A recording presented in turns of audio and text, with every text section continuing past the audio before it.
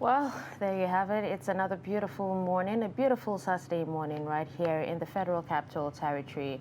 How was your week? And hopefully you'd have a restful weekend so that, next week will be a lot better than the week that just ended. Good morning and welcome to another exciting edition of Daybreak Extra on Trust TV. I'm Darshan Hussaina Usman. Thank you so much for joining us. And a beautiful morning to you out there. As you said, it's going to be an exciting show on Daybreak Extra this lovely morning. I am Ibrahim Yusuf. Welcome to the show. All right, so today we'll be discussing the success story of the Nigerian movie industry. This is going to be our focus. And then we'll have a little bit of entertainment and, comedians and musicians to actually interview right here in the studio as per usual. But before we delve into, the first segment of this particular show, which is the newspaper review, we'll take a quick break. And when we come back, we will reel out the headlines. So stick around.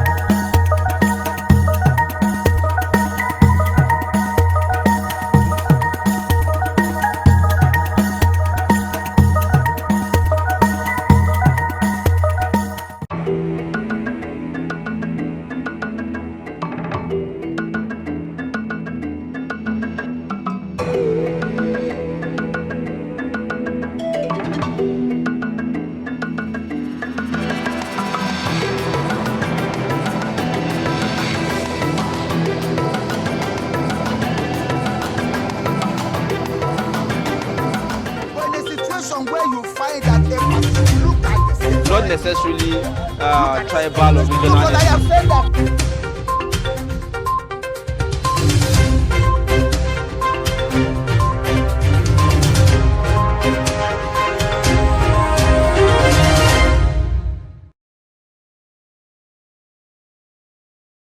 All right, welcome back. Before we move into the analysis, we'll reel out a few headlines from the front page of the national dailies. We'll start with Daily Trust Saturday. And the lead story on Daily Trust Saturday says 101 Boko Haram suspects languish in Kirikiri 13 years after arrest. We have writers that say they were granted bail by court, says CLO, no contact with families.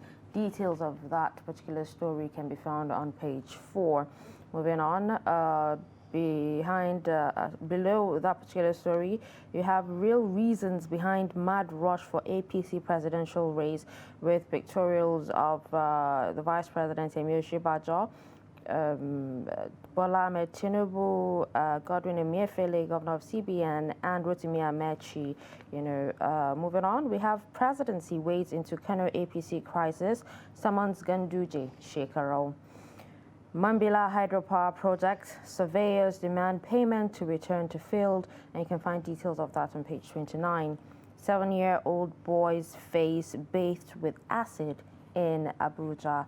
A really, really sad one there. So you can find details of that on page 29 as well. All right, if you go to the top of the page, you have meet celebrity couples who took their marital disputes to social media on page 13. And we also have Malami Ngige makes U-turn as Buhari sends off ministers vying for positions. And these are some of the stories you can find from Daily Trust Saturday. All right, the next newspaper we'll be looking at is the Saturday Tribune, and which carries this major headline: Killing of Sokoto Christian student. UK government demands trial of her murderers. And writers here that actually say Buhari condemns act, orders probe. Can Christian youth demand justice? And jungle justice anti-Islamic barbaric, says Muslim journalist. Details of that story are on page 3 of the Tribune. Just below that headline is another one. Northern presidency in 2023 is invitation to anarchy, says ECWA President Reverend Panya. Malami Ngige can't withdraw resignation letters, says Falana. And riders here says Buhari must reappoint them, send their names to Senate for screening and confirmation.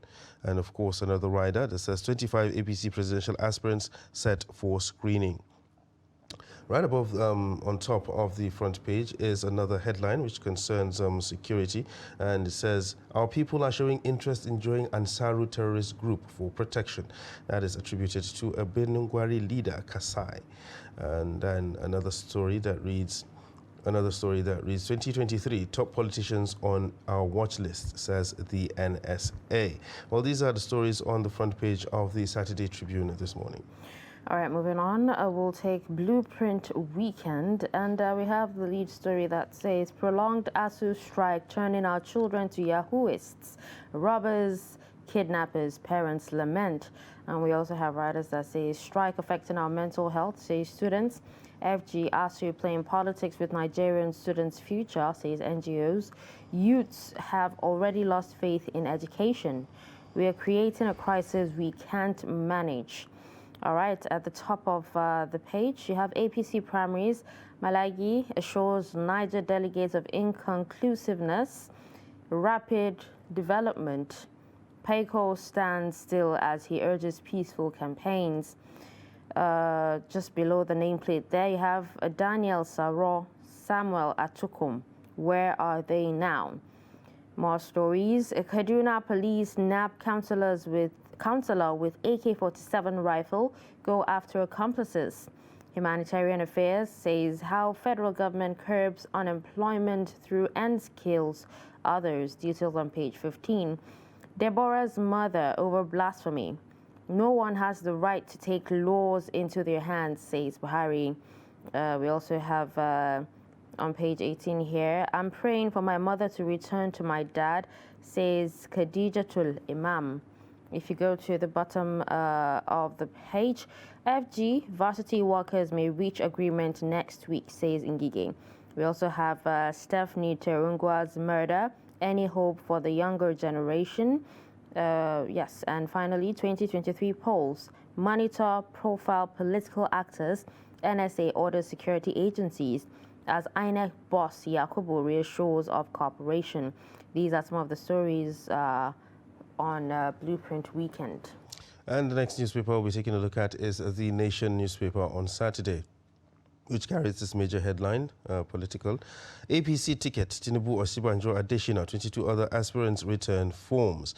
And riders here, Jonathan Emefiele failed to submit at close of nominations. Ngige drops ambition after valedictory meeting with Buhari, or Lawepo Hashim also. And why former ministers can't return to cabinet by Falana. Court restrains CBN board, INEC over Emefiele's aspiration, and NSA orders close surveillance of top politicians. These are riders underneath the major headline of the Nation newspaper. And of course, there's a list here of all those who submitted the nomination forms on time, including Bola Tinubu, and then the Vice President Rotimi Amechi, and a host of others as well. At the top of that front page is the headline, Blasphemy Killing, Buhari demands impartial, thorough investigation. And that is the story you can find on page 2. Strikes, federal government, varsity workers may reach agreement next week. Well, that's some good news for students who are actually hoping to hear something from that end. Black Wednesday, how power surge electrocuted 4. That is another headline on the front page of the Nation newspaper. Right below that, North Central communities where farmers harvest more bodies than crops. That is on page 19. Drama as police carry detained Rep Dagogo to court on stretcher. That is another headline on the front page of The Nation. And still talking politics, Tinubu, Nigeria will conquer banditry with me as president. Now, these are the headlines on the front page of The Nation newspaper this Saturday. All right, with that, we'll move on to This Day newspaper. And at the top there, we have presidential primary. 25 APC aspirants submit forms set for battle. Tinubu says those I made are now pointing wrong fingers at me, and you can find details of this story on page 6. Now, just below the nameplate, 48 days after, 67 abducted train passengers still with terrorists. At farewell meeting, Buhari vows to swiftly replace departing ministers, and a writer that says Ngige backs out as Amechi, Malami, Akpabio, Onu, Silva, Oga, Talon, Alasoadura, Nwajiuba bow out. Now, the lead story here talks about Northern Christian elders. Can UK demand arrest, prosecution of Deborah's killers? President flays killings, orders thorough impartial probe of incident. Victim's WhatsApp voice note shows alleged blasphemy is false. Atiku in Facebook post disowns tweet condemning killing. And then we have another story that says NLC tackles Wike over delay in payment of pension arrears. These are some of the stories on this day newspaper. The next paper we're looking at is Saturday Independent, which carries the major headline, ASU strike, Nigeria risks production of certificate brokers. And the writers here, union obstructs academic calendar 18 times in 23 years. Parents, students, business community says government, lecturers clueless, insensitive to consequences. That is the major headline on the front page of the Saturday Independent. Another headline here reads, I am the only one in presidential race, Tinubu boasts. And he says those claiming he's unfit have no medical certificate. And another headline here, I cannot be tempted, cajoled or bullied to dump agitation for Yoruba nation. That is attributed to Professor Akintoye. And right below the page there is a headline, Deborah's killer must be brought to book, Khan tells security agencies, with details on page 4.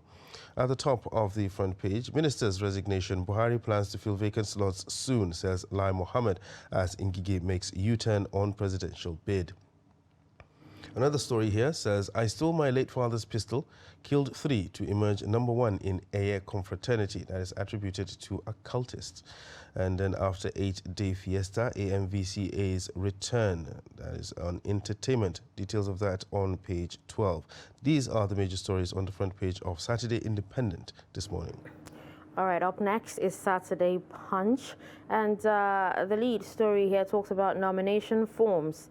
EFCC writes INEC, banks demands APC, PDP, other aspirants' bank details. We also have writers that say anti-graft agency seeks information on 14 accounts in Access, Polaris banks. Support groups may be probed for suspected money laundering. Tracking of campaign finances, not a witch hunt, says REC. And then at the top of the page there we have Ngige Olawekbo Ashim, chicken out of presidential race. Tinubu, Saraki, Jack Rich say they're the best. Group sues Jonathan, claims ex-president can't contest again. We also have a writer that says APC screens aspirants today.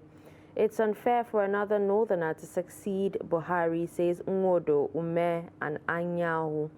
All right, just beside the nameplate there, blasphemy. British envoy, Christian leaders demand justice, Buhari condemns killing. Act ungodly, foolish, unacceptable, says Khan. We also have below the nameplates there, if a former minister succeeds me, it'll be part of my legacy, says Buhari.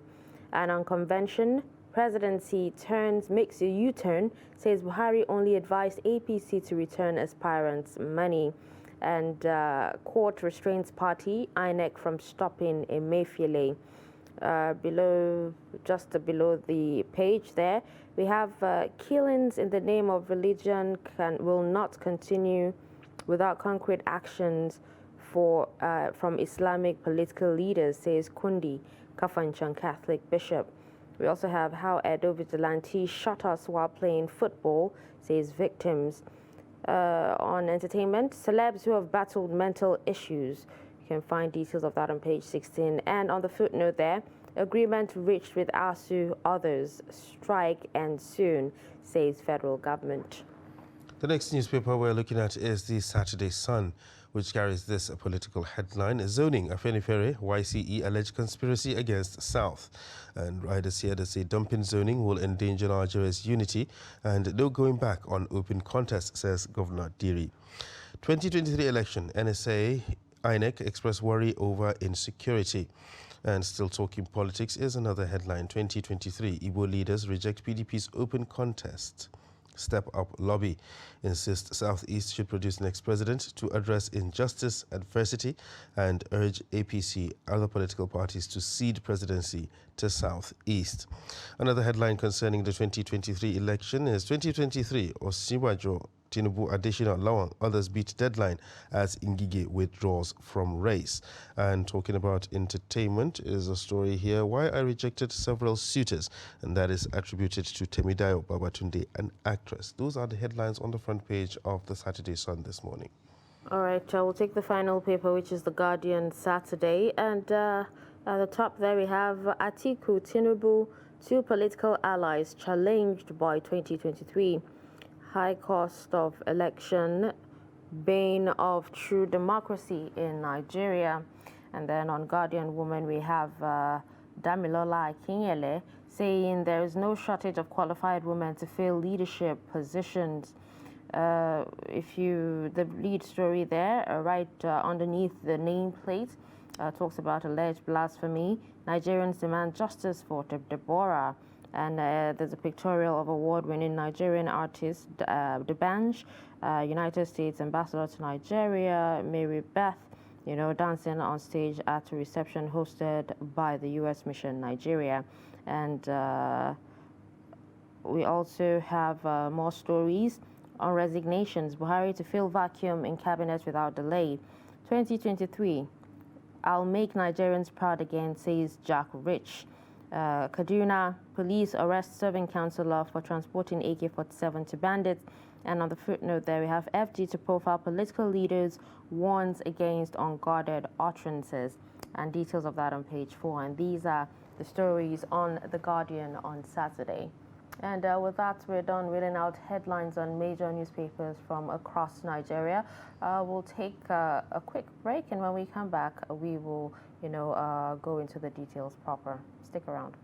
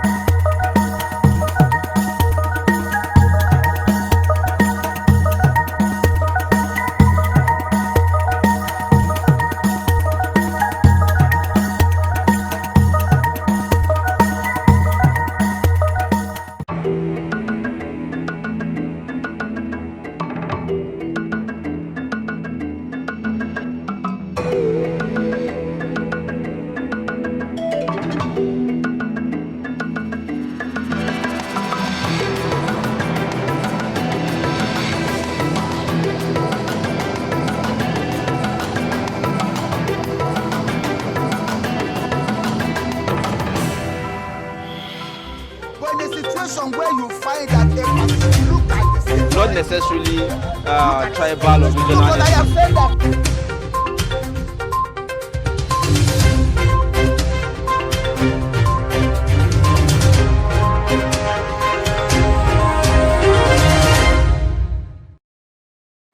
All right, welcome back. It's still The newspaper review right here. And we'll start with the lead stories that talks about 101 Boko Haram suspects languish in Kirikiri 13 years after arrest. And writers say they were granted bail by court, says CLO, and no contact with families. Now, if you read from the story on page 4, according to investigations, 164 persons were arrested in the wake of the outbreak of the disturbances by members of Boko Haram in Maiduguri in July 2009. And also from investigations, more than 160 people were arrested, but now there are 101 still in detention.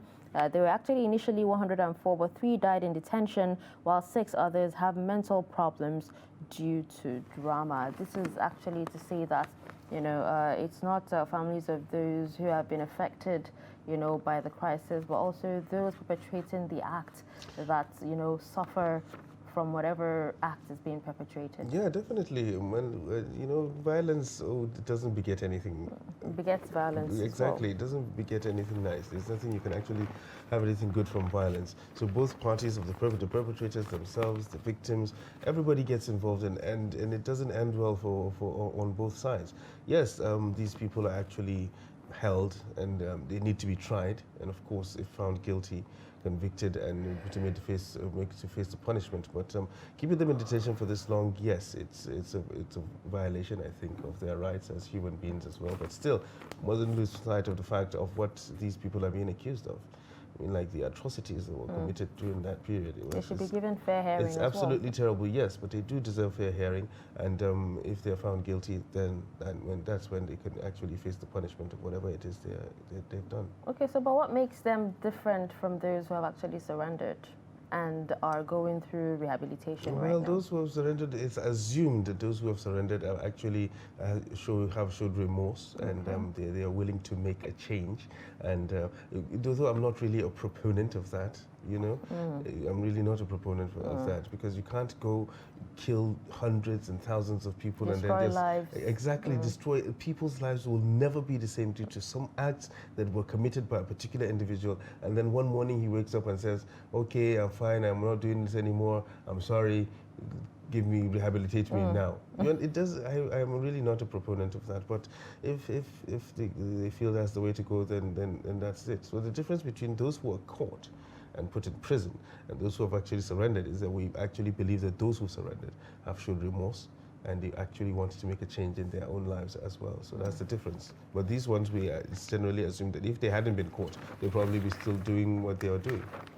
All right, so let's move on to the next story, which is the cover story on page 5, and talking about real reasons behind the mad rush for APC presidential race. Now, what do you think is actually the real reason for, almost everybody coming out for to vie for president? I'm not a politician, so I cannot assume to know the motives behind anybody's reason for wanting to become president. All I know is that there is a mad rush for it. It seems to be the in thing now. Everybody wants to be part of that presidential race for one reason or the other. Even people that you haven't heard of are actually there, picking up tickets and picking up forms and whatnot, submitting forms and trying to run for presidency. So really, I'm not a politician, so I cannot assume to know the motives. But all I know is that everybody has his own motive for aspiring to for whatever position or for whatever seat he actually aspires to. So I mean, like, you're gonna have to ask them. Now, according to the story, some reasons, according to Dr. Kayode Fayemi, says, they were inheritors of a country of destiny and desired to work for the peace, unity, and security of the nation. That's for some people. And for some of them, former presidential candidate Chief Martins Onovo told a reporter on telephone that the reason might be some of them have been misled by the countenance of Mr. President, and they interpreted that to be his support, even though the president has been telling all of them the same story. Okay, now aspirants with baggage should be kicked out, and this is according to stakeholders. Anti-graft agencies need to act and candidates to emerge June. But right now we're actually seeing, with the president coming out to say you know, if you're serving, you know, minister or an appointee, you need to resign to, you know, follow your ambition. We've seen a lot of people, you know, resigning. We've actually seen a lot of people also, you know, making U-turns. Making a U-turn, yes. you know, leaving the. So what does that actually say? Because a lot of people have actually said that, you know, they were not serious in the beginning. Well, I think these people were guys that actually wanted to eat their cake and still have it. You know, wanted to remain as minister, go run for president while you're still minister. And if you don't win, you still come back and continue being your minister. At least, you know, you have a plan B. You know, so that's for those people. I think that's the motivation behind those people making a U-turn. Because if you actually wanted to run for president, and right now you're being dissuaded by the simple fact that you're being told to resign as a minister, I mean, your motives in the first place are some things that should be questioned. You know, it actually speaks to the credibility of a lot of these candidates or potential people that wanted to run for office. So it speaks a lot to their credibility, really, because if you're going to be dissuaded by the fact that you're told to resign as a minister and then you'll not run for president or any other seat, then definitely that person needs to be looked at. I mean, that person's credibility is called to question, as far as I'm concerned. Okay, so what do you think about the CBN governor's, you know, should I say antics? You know, now we've actually heard that he got a court order to enable him still remain CBN governor and also, you know, run for presidency as well. Just like I said earlier, I think these people are driven by something other than the need to actually aspire to these seats, win these seats and actually serve. You know, I think if you're truly there to serve and that's what you want to do, you will not have any problem with resigning your current position to go and run for the presidency if that's truly what you want and that's truly what you believe in. So you are a CBN governor, you want to go and run for president, and if you fail at the primaries, you can come back and still continue being CBN governor. It really doesn't make any sense. As far as I'm concerned, that shows a lot, that calls the credibility of a lot of these people to question, because the motivation behind it has to be questioned. Why are you motivated to actually run for president in the first place? Why not hold on to your CBN governor seat and just sit there? And when you're fit, when you're done, when your 10 years over, then maybe you can go back and run for whatever it is you want to run for. Why wanting to do this two things at the same time? Be CBN governor and also be a candidate for presidency. I mean, like, it doesn't really make sense to me. Okay, now let's move on to numbers on page 3. The worth of beef, Lagos State government said residents consume of 181,757 tons of meat, or about 1 million cattle annually, is worth 328 billion naira. That's a lot. That's a whole lot, you know. All right, now Naira federal government said Nigerians spend annually on medical tourism is 664 billion naira. Now imagine if this particular amount of money, you know, is brought into Nigeria after, you know, the health sector has improved drastically. Well, that is the thing. That is the question. If the health sector is improved and we have these facilities and people do not need to carry this money elsewhere, then that is when you can actually make a case for these for these monies to be spent in Nigeria. Unfortunately, right now, where can you actually spend them on? Because the health sector is what it is. Exactly. Everybody wants to go abroad to get checked out, you know, if you have the means, that is. But and most of the doctors or health workers abroad are actually Africans and Nigerians. Exactly, they're running away. We actually read a story whereby we have nurses actually on the exodus now, you know, and we're losing a lot of them. A lot of doctors have migrated to other countries. Other countries are even have very sweet deals for Nigerian doctors. You understand? So we don't have the personnel, we don't have the facilities. So if they go abroad, if the doctors go abroad, the nurses go abroad, then we'll have to follow them, you know, for those who have the means. And for those of us who do not have the means, then we're just going to have to sit it out here. All right. So the number of visually impaired candidates that commenced writing JAMB's 2023 Unified Tertiary Matriculation Examination, 383. That's a good number. Yes, it is. And then the number of girls out of 18.5 million Nigerian children, UNICEF said, are currently out of school is 10 million. That is quite a large number. Yeah, that's quite a large number when you have a lot of people, when you have a lot of children out of school at this particular point in time. It doesn't bode well for the future. Okay, now let's move on to the feature story, talking about the inside the world of night drivers. Now, back then, a lot of travelers prefer traveling at night because, before you know it, you've arrived at your destination in the morning. And that was when Nigeria was very, very safe, okay? But right now, a lot of people don't even like traveling at night due to the insecurity situation, and anything can actually happen. You don't even like traveling in the daytime. Even in the daytime, that is the exactly. thing. You don't like traveling in the daytime unless you actually have to. Yeah, but despite insecurity in many parts of Nigeria, some commercial and private drivers dare the night, taking their chances with bandits, kidnappers, armed robbers to travel on Nigeria's lonely, dark, and dangerous highways. And some of the travelers who shared their experiences with Daily Trust Saturday said they were forced to do so out of necessity, despite the challenges involved. Yeah, back then when the night travel was really in fashion, all you had to think about, all you had to worry about back then were armed robbers. They'll just stop you, collect what they want to collect, and then let you go. But even the armed robbers these days, can be deadly as well. Well, even the armed robbers, I think they're afraid of the bandits because they hardly come out. They hardly come out. The armed robbers are afraid of the bandits, and now it's all about bandits and terrorists. Who are out there to just kill, kidnap, and really not after anything that you have. So it's bad business for everybody.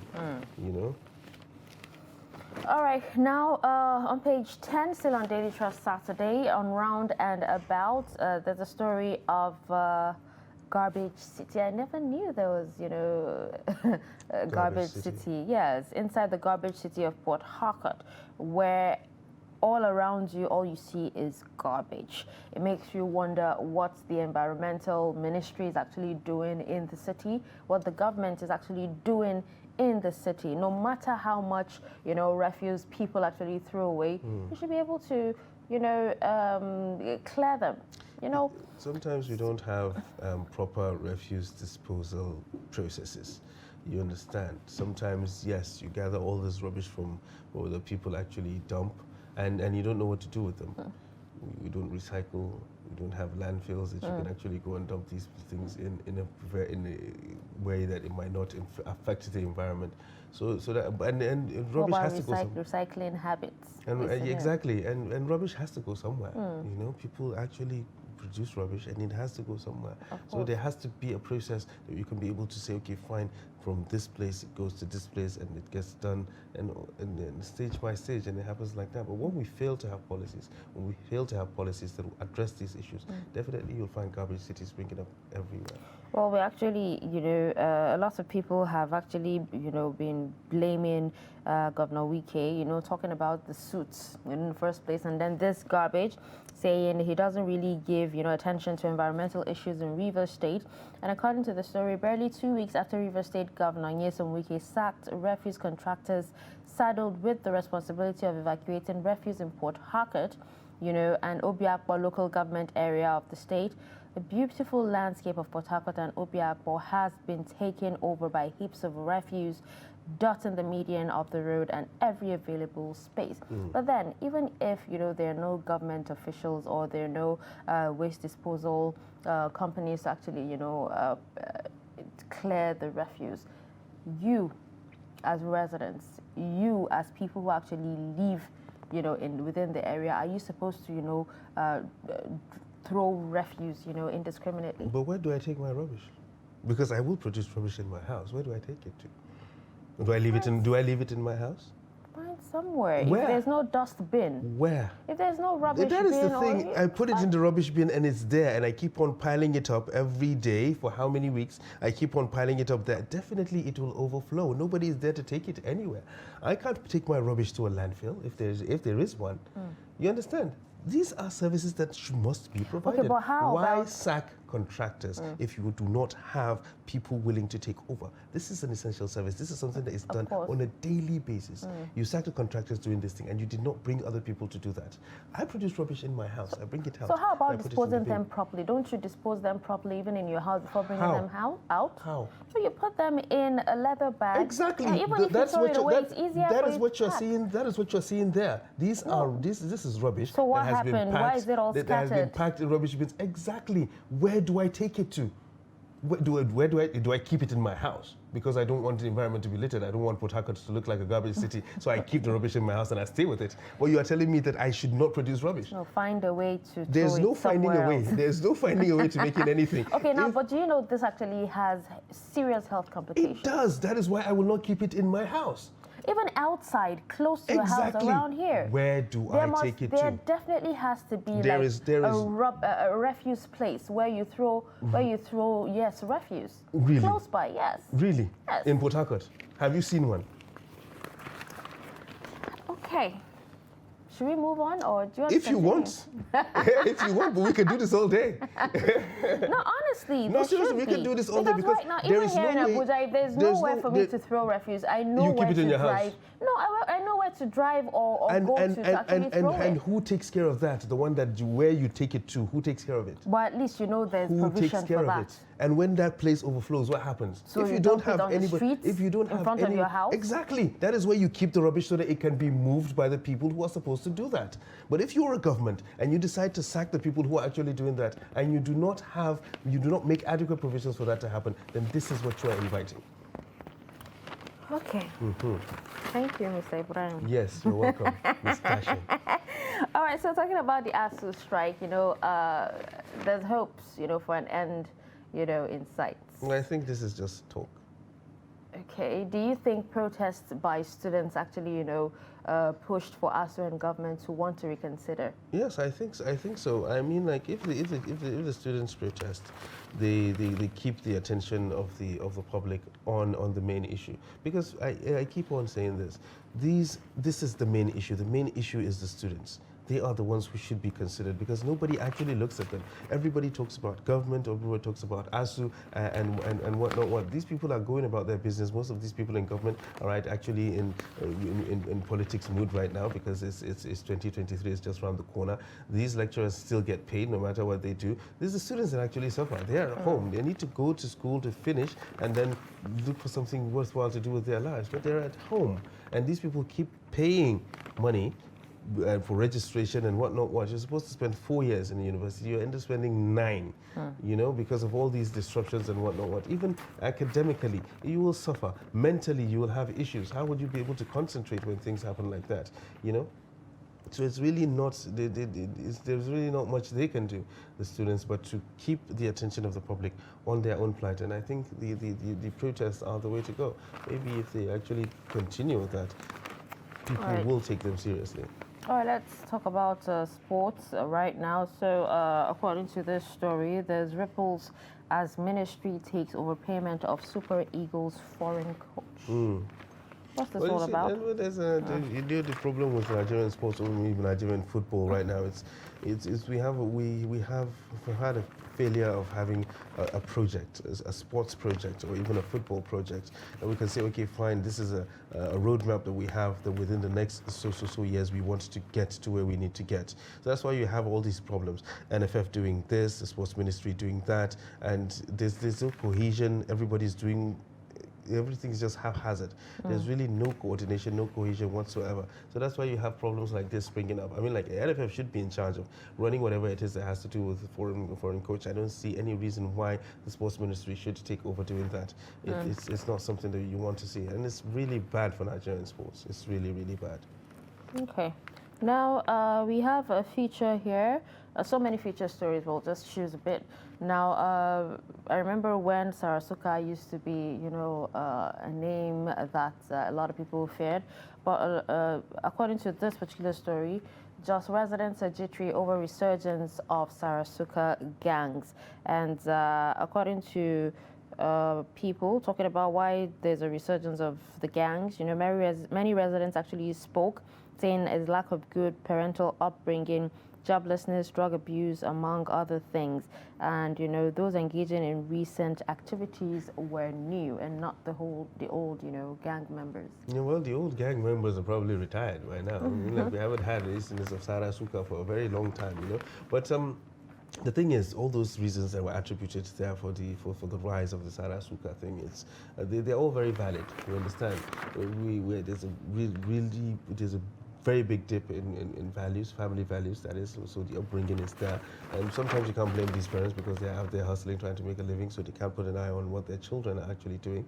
Yes, joblessness is one thing. Of course, an idle mind is always the devil's workshop. So you'll find people doing things like this. And a lot of societal issues as well. You know, it's everywhere. So these are things that really need to be tackled from different perspectives, not just saying, or maybe bringing it to the fore that, okay, this thing has researched, but they have to be tackled from different perspectives, from different angles. And that's the only way we can be able to get rid of societal vices such as that.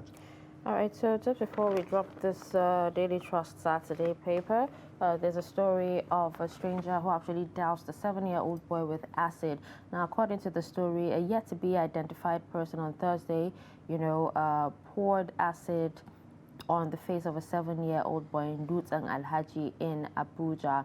According to the boy's uncle, someone stopped him as he tried to enter the house and immediately rubbed the acid all over his face. The boy was rushed into the house and informed his mom as he has started feeling pains, and the mother could not find any person outside the house when she checked immediately. And, the uncle still said the mother applied honey and raw egg on his face before taking him to Kubwa General Hospital, where he was treated and discharged. But why would someone want to do this to a 7-year-old boy? Definitely, you can't attempt to go into the minds of somebody, like that who can actually try or conceive a plan to do that to a 7-year-old child. I mean, like, that person is really, really disturbed. No matter what his motives are, that is a disturbed person. And you really can't attempt to get into the mind of someone like that to be able to find out what his motives are, or what he was driven by, or why he actually did what he did. That person has serious issues, and we just hope that the child will be all right.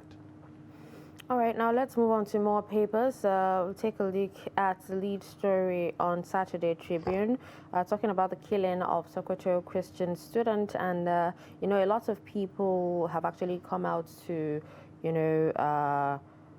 condemn the act. The UK government has actually demanded trial for her murder. Buhari has condemned the act. President Buhari has condemned the act. Khan has condemned the act.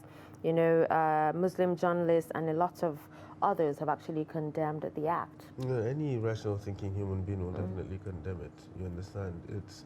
There's no room for jungle justice when it comes to living in a society such as the one we're in here. There's a process to everything. If you're accusing somebody of blasphemy, even the religion you're claiming to protect has a process for that. Has a process for how you can be able to deal with that. I think ignorance is our major issue.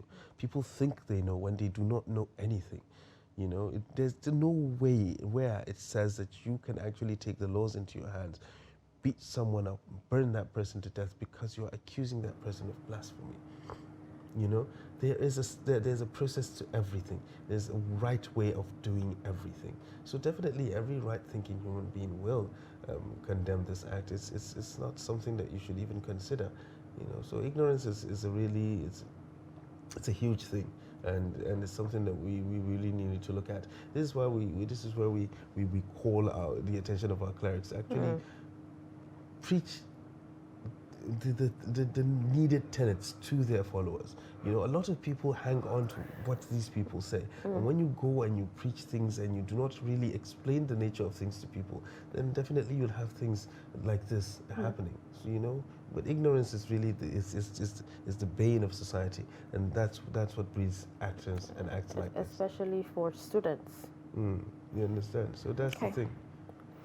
All right, so let's move on to Blueprint Weekend, talking about, justice. A lot of, remember the core member who was kidnapped? Yes, and found in Ogun State, with her vital parts removed. That's Stephanie Terungwa. Apparently 3 people have been arrested, for her murder, and, they're in police custody right now. Yeah, well, we do hope that justice will be carried out. It doesn't bring back the person that we've lost. It doesn't really bring back that person, but there is a sense of closure when you know that the person who perpetrated that act is not going scot-free, living his life while he has taken someone dear to us. You understand? So there is that sense of closure, and I actually think that maybe this arrest and the subsequent trial and hopeful conviction of these people who are accused of this crime will bring that sense of closure to the family of the people that were lost. Okay, now still talking about, insecurity. We have on The Nation Saturday a story on page 19 that talks about North Central communities where farmers harvest more bodies than crops. Yeah, a lot of communities actually can't go to the farm because and that's their mainstay. That's the mainstay of their economy. That's what they do on a yearly basis. They can't go to their farms because of fear of being attacked by terrorists or bandits or whatever. So they're just there because their lives have been disrupted. Lots of these people have been driven out of their homes. The land that they have has been confiscated. They don't have anything else to do. Their lives have completely been disrupted by this insecurity, and we just hope that things get better with time. So INEC has actually come out, AFCC has come out in full force to say, to demand APC and, political parties' aspirants' bank details. Now, saying it's not a witch hunt because there are processes to this. You can't just, come out, flaunt a certain amount of money and then we don't know, the origin of that amount, so of that particular money. So let's get to know, because according to them, a lot of support groups are actually suspected for money laundering. So let's know where the money is coming from, where the money is going, and how it is being used. Well, if it will be followed through the way it's supposed to be, then I think it's a good idea. At least let's know where these monies are coming from, because most of these guys that are actually vying for these positions and are bringing out these monies to buy these forms are actually government officials. You understand? If you're a government official and you're bringing out 100 million to say, okay, I want to buy this piece of paper because I think I need to run for president, then you have to ask this person where he got this money from. It's really, I think it's fair to ask the person where he got this money from, and if there's any idea, if we have any inclination that for money laundering, then necessary steps should be taken. So if it's going to be followed through, if they're sincere with it, they're going to follow through with it, I think it's actually a very good idea. Okay, so what do you think about another northern taking over presidency in 2023? Because some have actually said, dumping zoning will endanger Nigeria's unity. I actually have absolutely no opinion about that. If you're a Nigerian, you're a Nigerian. If you're fit to run for president and you come out and people elect you, then they elect you. But why zone in the first place? A question of zoning, a question of rotation, a question of this part wants this, that part wants that. I really don't think it's something that we should even consider. You're a Nigerian, you're fit to come out and run for any elective office that you want to run for, then you go out and run for it. If you get the numbers, you win, you become president, or you become whatever it is you want to become. I really don't buy that idea of saying, okay, fine, so whoever it is, no matter where the best person is, no matter who the best person is, or no matter where he comes from, we are putting this thing in this place.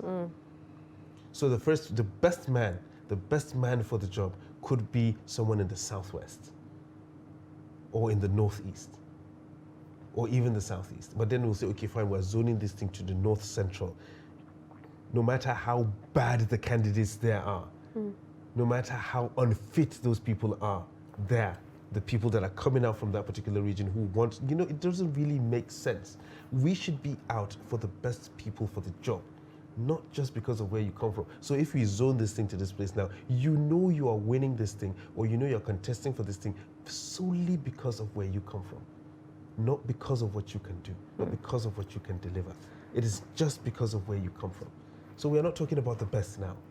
We're talking about giving these people a chance because they're from this region or from that region. I really don't have... So do you think this same energy should have been, what we actually saw like some 8 years ago? In what sense? No, like some 8 years ago before, because it was because of the zoning that we actually have a northern president right now. Okay. You get?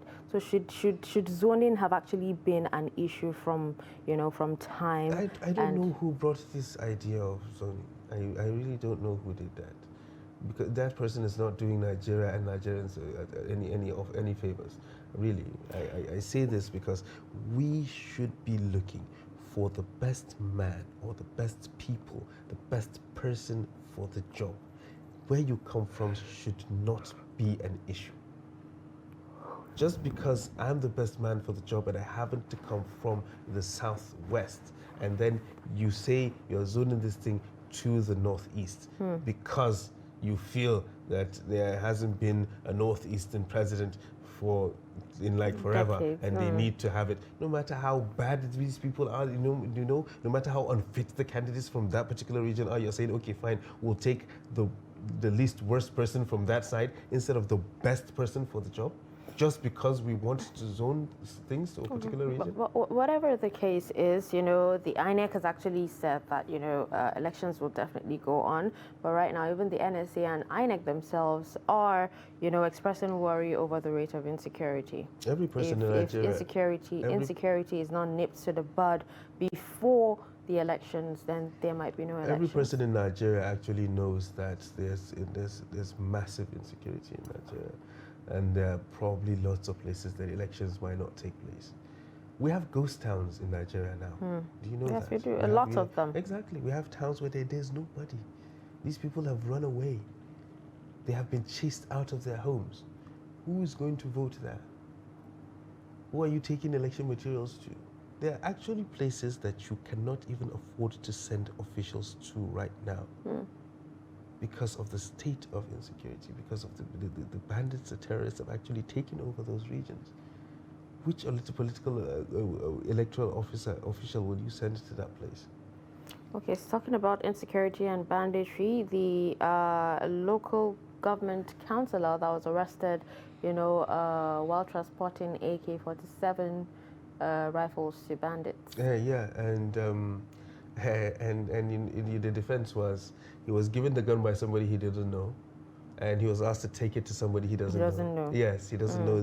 He doesn't know names. So was he threatened? Know faces. Did they have a gun to his head? Well, they said you go and do this and you get this and that's that, and he doesn't know the people, and that's his defense. How is he a councillor? That is something that is the problem we have with things like zoning. When you say you're going to zone it, you won't be able to select the right people to do the right job. Then you end up with people like that. Oh, okay. Zoning actually has nothing to do with one. No, that's the thing. When you have things like zoning, then you will not be able to choose the right people for the job. You understand? You have a pool of people that are actually there, but they are there by virtue of where they come from, and that is what happens. If you open it up, get the best people to do this job. Back in the day, you actually had, people from the north being governors of southern states, it was just a mix. It was just Nigeria showing unity. And nobody made any bones about it. Yeah. Nobody made any bones about it. But right now, there are laws in place that if you're not from a particular place, then you cannot rule. That is the thing. I remember back then in Kaduna, there was an Igbo person that served in the Kaduna State House of Assembly. Of course. You understand? He was an Igbo man, and he served in the Kaduna State House of Assembly, and everything, and everybody was fine with it. But now you have these issues that, okay, you're a settler, you're an indigene, you are not born here, your people are not from this place, and then at the end of the day, we'll still get issues like zoning. These people have not done this for a while, let's give them a chance. And this is the reason why a lot of women actually fight in some gender bills, You get married to a man, you spend 1,000 years with him in his place, and they still don't see you as one of them. Yes, well, I mean, like these are things that we should actually, these are things that we should actually look at, and it doesn't bode well for the unity of the country. You understand? If we're going to be truly one Nigeria, a democratic Nigeria, then where you come from should really not be an issue. The language you speak should not be a problem. Where your ancestors are from should not deter you from being what you want to be in Nigeria. Anybody from anywhere can aspire to be anything in Nigeria because it's a democratic setting. If I come out and I have the numbers and I win election, then I win election. Where I come from should not be a problem. So really, I don't think that zoning has anything to do with true democracy. All right, well, with that, we've come to the end of the newspaper review, and we'll take a break. And when we come back at the top of the hour, it'll be time for, our first discussion.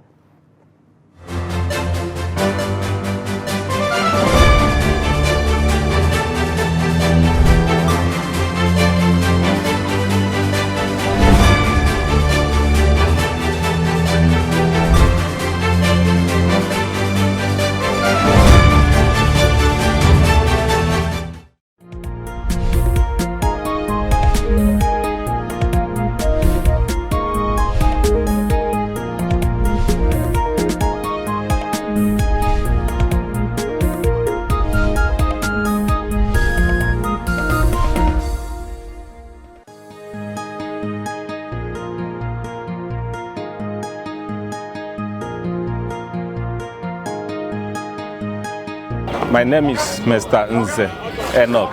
I'm a transporter.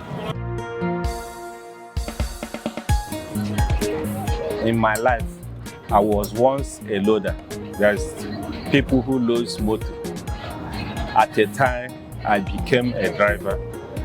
On that driving, I found myself that I have to upgrade myself. Then I went back to school.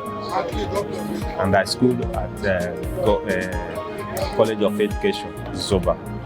After my schooling, I had to come back to the field that I was known because government were unable to give us employment. Then there's nothing I could do than to find myself in the field I know better than others.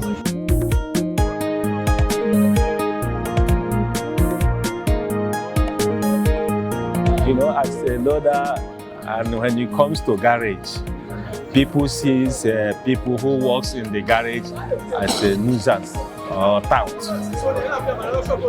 Sometimes people who knows me very well, when they see me in the park, they will begin to wonder. Sometimes they will open up, they ask me, why are you in this field? I manage. We learn that you have upgraded yourself. I say yes. But for the fact there's no job, there's nothing one could do than to find yourself, lay your hands on what you can be able to do. That's how I came back to the field. And as a loader, the people who was in the garage, they are full of different characters. Some people engage themselves in smoking or humanizing, doing all sorts of things that makes the work to look as if it's not worthy to be. But thank God, few who knows why they are there have achieved a lot from the work of transportation.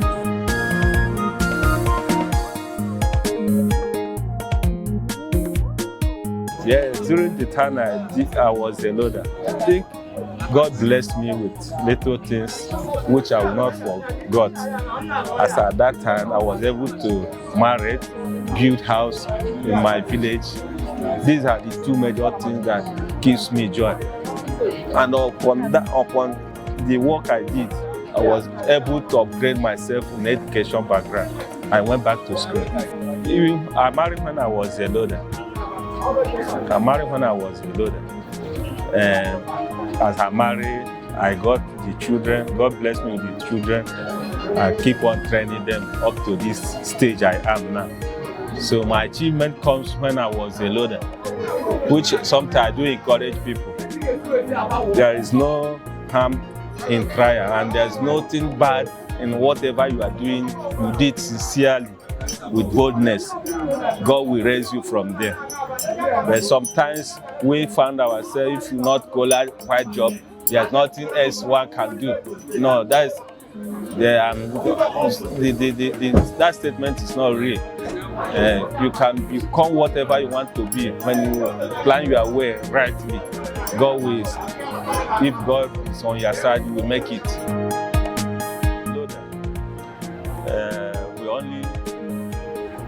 We only based on loading motor. But when I became a driver, I was no more loading vehicle. Rather, I carry people along with my vehicle. And at the time, I stopped driving again and became a manager. So you can see the differences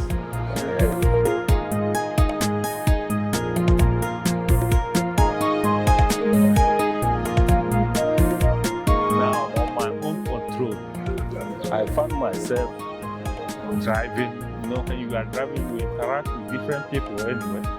So at the time when I was driving, I share views with different kind of human beings, and I learned some certain things from there.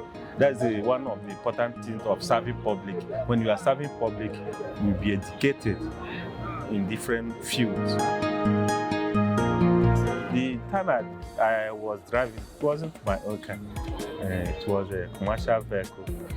You know, the full of drivers are people who enjoy their life. They live different kind of life anyway. It is based on mindset. Just like a loader too. If you determine of achieving something, certainly you will achieve it. But some people will drive without achieving anything in their life due to the way they live their life. Driver is of different categories. Like those who drive luxury are different from those that drive minibus. At that time, I drove with luxury because I was working with all through my life. And you see, like this luxury, some companies don't pay salary anyway. It depends on their salaries, what do they call it, daily basis. On that daily basis, what you work out is what you earn as your own salary. We are not being placed as a salary earner. But some companies, they will place their drivers, like ABC, they place their drivers on salary. So our own was not like that. But that period, I made the money. I made the money.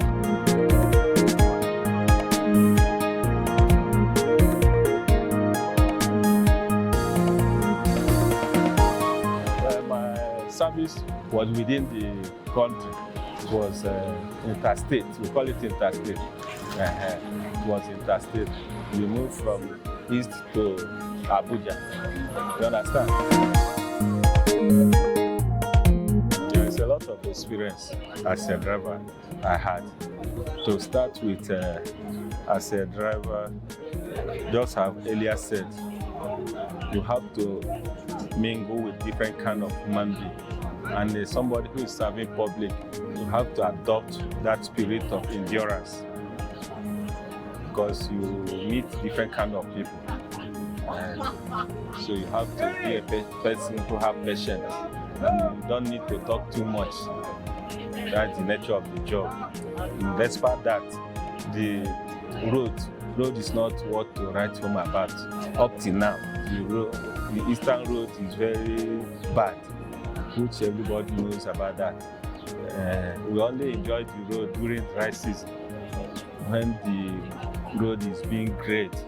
But during rainy season, you can stay up to 3 to 4 days on the road, just from east to Abuja. These are the experience I had.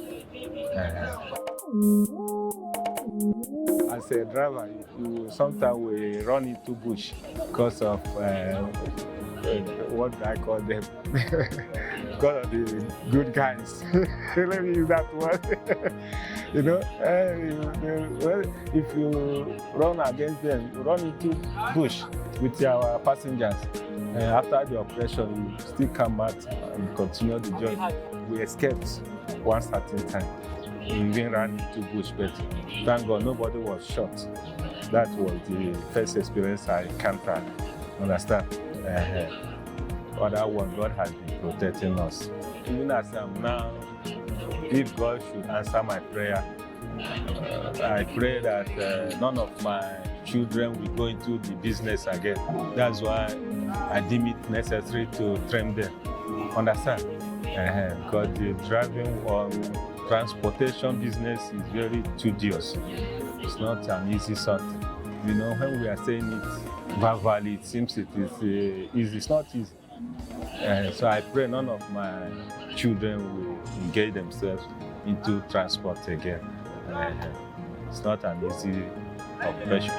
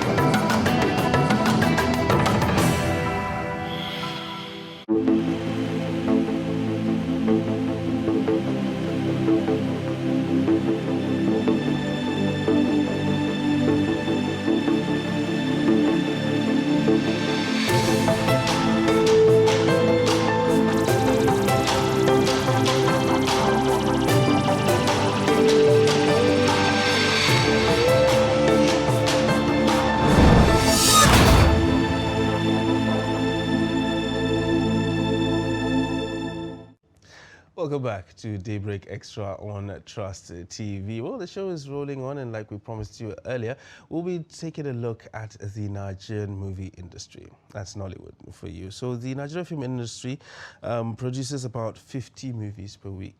That's a large number. And second only to Bollywood in India and more than Hollywood in the United States. Now, although it's still, the revenues are still not at par with those two industries, Nollywood still generates an impressive $590 million annually. That's $590 million on a yearly basis. So believing that if the industry is properly managed, a million more jobs could be created in the sector. Now, Nollywood films have a large following in Africa and among Africans around the world. So today we will be taking a look at the Nigerian film industry, and with us in the studio we have a movie producer. Yes, we have a movie producer, Anita Anwuna. Did I get that right? Yes. Yes, she's right here in the studio, and together we'll be talking Nollywood. Good morning and welcome to Daybreak Extra. Good morning. Good morning. Yes, so it's nice to have you here. Thank you. It's glad, All right. glad to be here. Good. First of all, you're a movie producer. Yes. Everybody wants to be an actor or a writer or something else. Why movie production? I actually didn't want to be a movie producer. I just wanted to direct my film. Okay. And I just had trouble getting a producer that I connected with and was ready to do the job for me. So I don't know, I think God just wanted me to do this because I found myself having to do both producing and directing, which was very, very tough. But yeah, it just came to my life. So you're a director as well? Yes. So you're a producer/director? Yes. Oh, that's Okay. nice. Can you give us details on how it started or how it appeared or came to your life? Okay, so I always knew when I was growing up that entertainment is my world. I always thought I would be a performer rather than someone, behind the scenes. But at first it was music, but that dream kind of died down because my parents were like, you have to go to school and you have to study something reliable and blah, blah, blah. So I did, and then the passion for music kind of died down. Then my mom, even though she supported my dad in saying I should go to school, and study something else, she still was very supportive of my dreams. So she said, go to film school, do acting. So I listened to that, I went, and when I got there, I discovered that I had the appetite for directing, being behind the camera. So that was in New York Film Academy. So when I came back to Nigeria, I said, okay, I'm going to try this acting thing out, but I really want to direct my own film. So I tried here in Abuja, tried to go for auditions and stuff. It was very nerve-wracking, and I didn't have a lot of opportunities. So I just got fed up of waiting for anyone, and I decided, do you know what? I'm going to go to the University of YouTube and Google, and I'm going to teach myself this filmmaking thing, and I'm going to figure out how to write a story, and I'll just do it. So I just started that journey basically from there. And then now I'm here. So you write your stories as well? Yeah, I don't like it, but when something comes to mind, I put it down and I try to develop it. How do you combine directing, script writing, and also producing? Well, with the script writing one and the directing and producing, it's different times, so they don't really interfere with each other. But the producing and directing, that's tough. It's really, really tough because it's like two like powerhouses that you kind of like they intersect. So honestly, it didn't kill me. I found a way to, I think the main thing is be very prepared. Be very prepared. Make sure before you start the actual production that everything has been figured out so it's easier, and then have other people working for you that you can delegate things to. So that's the main. So you have a movie out. Yes, I do. How long did it take you to actually direct and produce that movie from conception to post-production?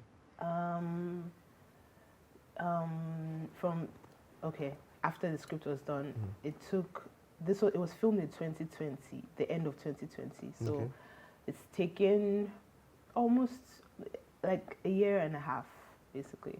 So many challenges, so many disappointments, but finally. So what were the major challenges you actually encountered? Because I think my inexperience, not having like active relationships with people, not knowing a lot of people that I could rely on, like that know me as a creative, and I know them as a creative, and we just gel. So it was like our relationships were being established while the job was being done, which was a huge challenge. And then being a female, you also have men making advances at you, which is a huge distraction. You already have these two jobs that you have to do, and then now you have that, and just things like that, basically. Okay, so what was it like, working on your first movie, especially budget-wise? It's very difficult to get, get people to invest in your film when you don't have any track record.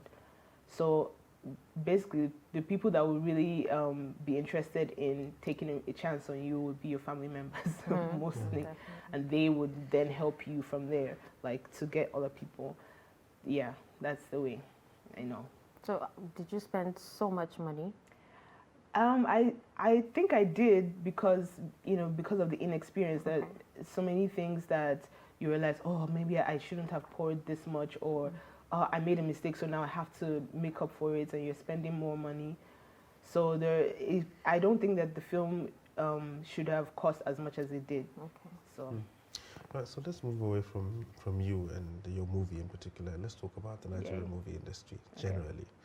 A lot of people, myself included, think the Nigerian movie industry is all about quantity. Let's get these movies out, you understand? And the quality really is not there. Where do you stand on that? I mean, I think it's improving. I think maybe it started out with the love of movies, but not necessarily like about art. And Nigeria is a hard country. Everyone wants to make money. Like for some, they just look at it as a business. Let's just do this and cash out immediately. While for some other people, that like the newer filmmakers, it's about like, let's make something good. Like let's create art. Let's tell a real story. So I think it's improved over time. And again, a lot of people didn't go to like a film school where they could learn and know exactly how to make or what to make. So, but do you actually think, because a lot of Nigerian movies these days, they come up with the idea today, tomorrow they're already working on it, and by the day after it's out.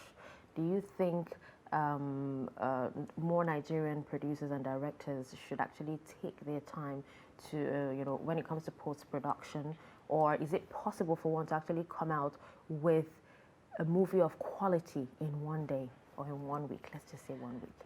In 1 week? Now, you said 50 movies in 1 week, right? Yeah, in Nigeria. In Nigeria, the average. Exactly. Okay, I think he meant that it's like in 1 week, 50 movies are finished and released, but they're not made in 1 week. Some actually make some in 1 week. I mean, like, seriously, there was this thing that happened recently now. I can't remember exactly what it was. But the movie came out in 3 days. Exactly, in like 3-4 days, you had a movie about it. A feature film? Yes.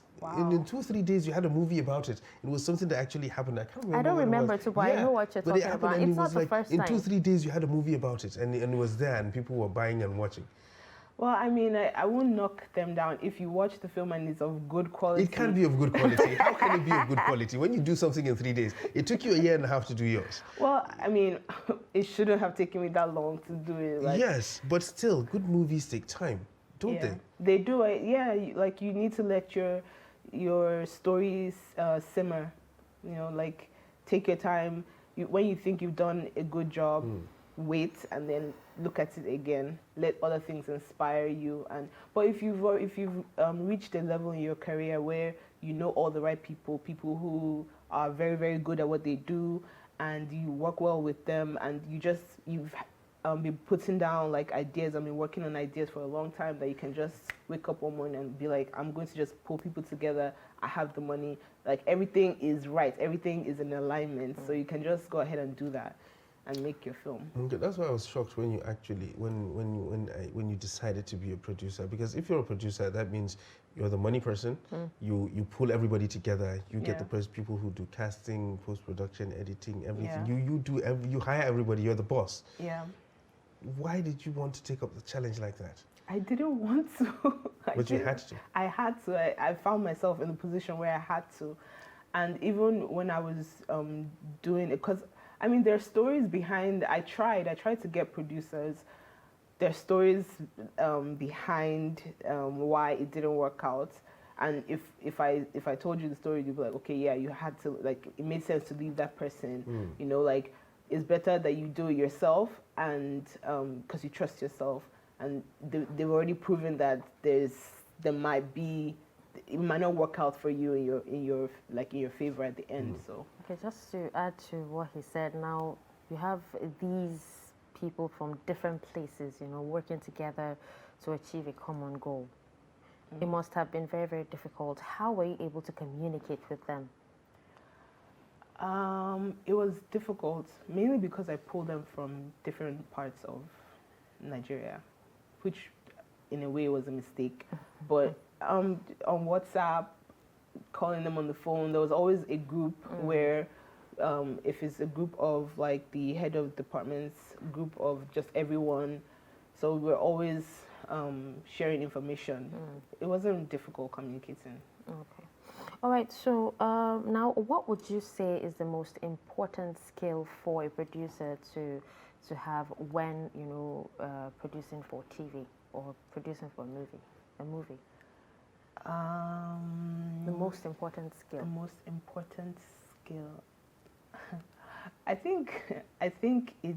just think it's leadership. Like, you need to know what you want, and you need to be able to get people to do exactly what you want. You know, you need to. People need to feel that you're in charge of your production, of your project, so that they can follow your lead, and so you won't be taken advantage of, and you know, people won't have ideas of how to disrupt your projects. Well, in Nigeria, we like to feel good about ourselves. We really do. You know, we'll say we're second in terms of volume when it comes to movies. It's Bollywood and then Nollywood, and we're all happy and we sing Kumbaya. But the thing is, do you think we are at the level, quality-wise, that we can say we can be able to compete with some of these movie industries? Well, on our own, if like Netflix didn't come in, I don't think that I could say that we're at the level. But I don't know if you've seen the new Netflix show Blood Sisters. Everybody's talking about it. I haven't seen it. Yeah, like it's the best so far. But everybody's talking about Do you know, it. I wish you didn't actually mention that particular movie, because I wanted to ask you something in the end on that movie. But we'll still get to that. No, you can still ask me. No, not now. We'll get to that. I want to wrap up with that particular question. Yeah, so like when you watch it, you can tell that they took time. They made sure that it made sense. They made all the right choices, even with the camera. Everything was on point. Production design, lighting, sound, act, everything was on point. Okay, you're saying that the acting, a lot of people have actually complained about a few characters, talking about Blade, That's the assassin, and Uche Jumbo being casted as the mother of someone who is, you know, almost her age. Yeah. But then, if you could change anything in that particular movie that a lot of people say is perfect, what would you change? I wouldn't change the casting because the reason people are saying is because they know her age. If they didn't know her, they wouldn't say, "Oh no, she's too young to be the mother." You don't know.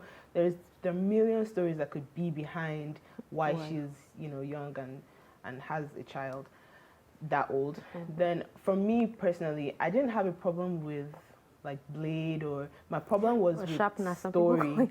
Yeah, I just found the story to be weak in certain places, like the fact that they made Blade. Oh, I don't want to spoil it. I don't want to spoil the show. No. That's the thing. No, but it's not for me.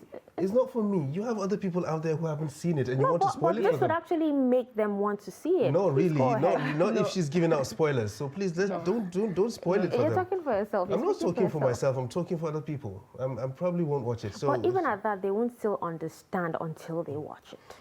Look, the thing is, I'm not talking about Blood Sisters. I'm talking about Nigerian movies in general. You understand? You haven't really landed on the question that I asked. Do you think we are on well, we're definitely not on the same level. Yeah. I know we're not. But are we on the path to getting Yes, on this? yes, I think so, because, you know, like since I started this filmmaking journey, I've like been in like, you know, I go for master classes and other things, other workshops. So I meet other filmmakers, and I hear about, like, they're very ambitious. They want to try this new thing. They want to do, you know, they're very challenged by this filmmaking thing. So I know that there are people who want to do it, and they just have things in their way. So I think it will improve as time, you know, goes. Like, you can even see how it's improved to Blood Sisters. So. But that's just one in like a lot. Yeah, but yesterday there wasn't. Today there is. So there's improvement. All right. So, well, is it so? As far as you're concerned, we're on the way to attaining that. Yes, I think. All right. So, what is the bane of the Nigerian movie industry? Really, is it that we lack the talent? Is it that we lack the necessary investment? Is it a question of having the right equipment or having the right people? What actually is the problem? I think we have a talent. I think we lack the investment. Yes, I think we do, because, to be honest, back to Blood Sisters, the reason why I feel that they decided to make it as good as it is because Netflix came. Netflix has a standard, you know, and everyone's trying to meet that standard. So they felt more like challenged and motivated to take their time and make sure the story was right, you know, especially for that production house that I think they had a film that didn't do very well, so they were trying to come back strong. So and Netflix, I think, I don't know what their arrangements was, if Netflix actually, you know, like poured money into it, but I imagine that they supported in some way. So if you have more investment, people would want to do bolder things with filmmaking, and that's how we will grow. Because the stories are there and people want to tell them. And I think that if they have the right investment, they can definitely do it, because if they don't know how, they'll be motivated to go learn how. Okay, let's talk about your movie, right? How have you been able to actually get it out there? I got a distributor, a distribution company. So someone introduced me to this distribution company, and they are the ones who did all of the approaching to different cinemas, and then after cinema, like wherever else. Okay. So I'm following their lead. Okay.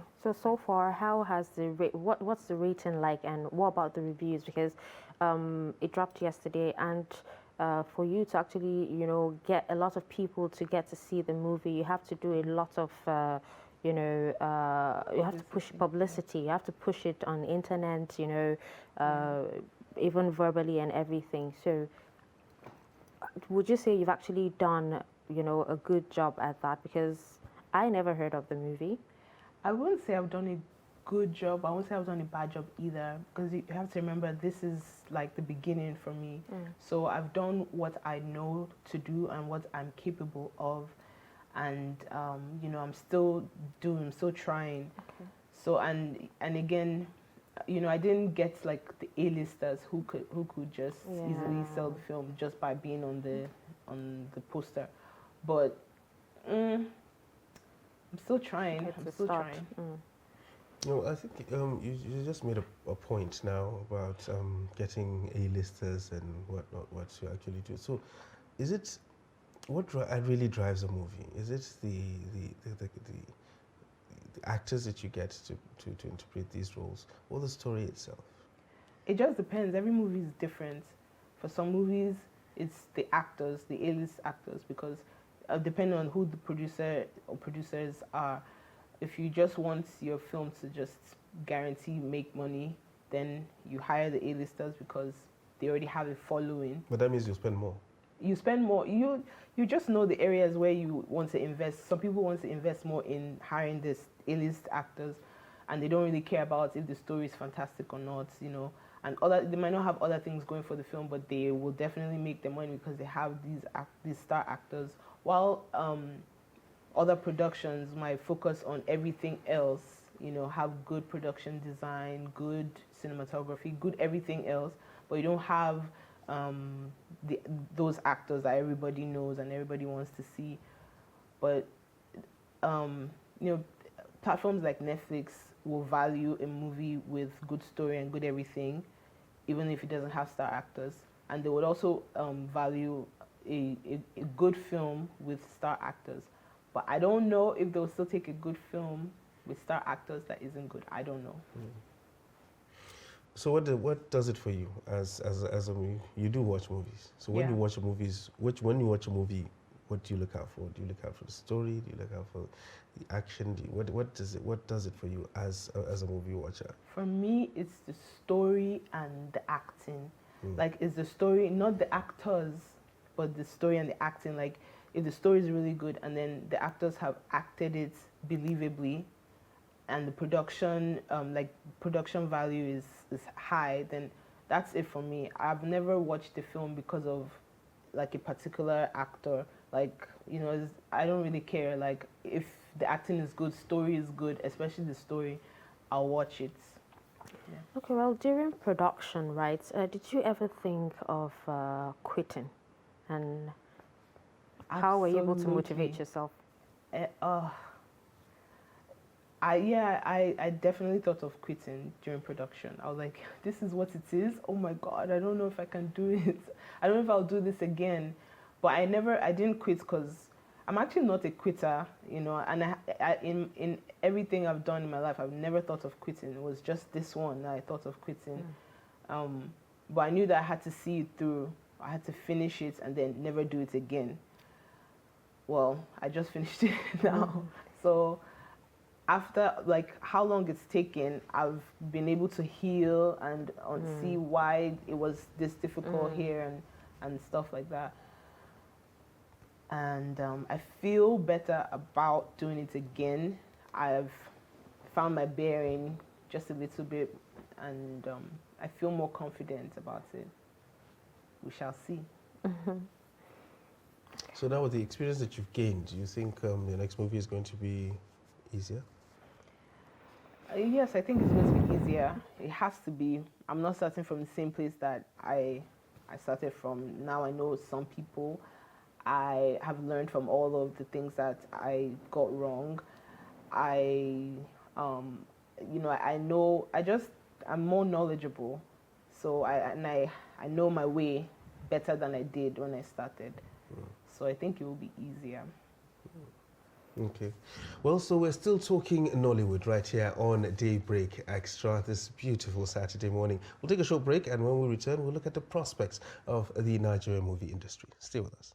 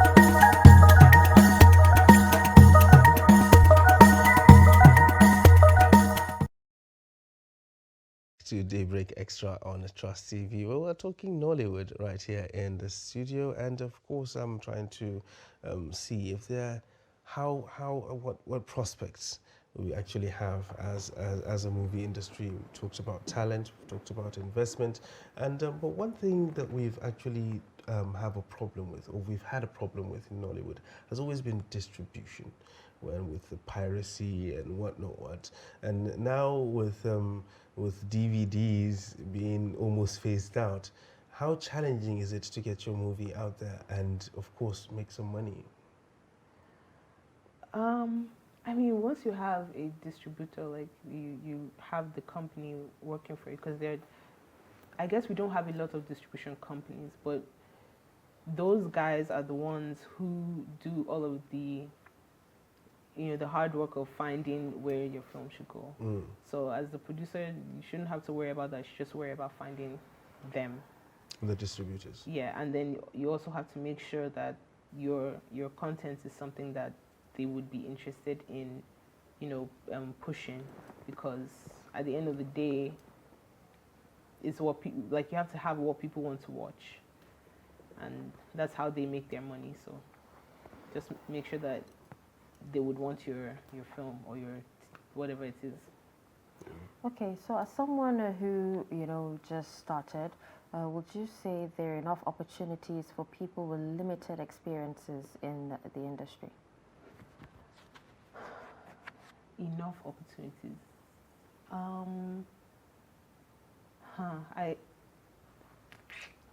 I don't know. It depends on what exactly it is you want to work, like, because there are different jobs.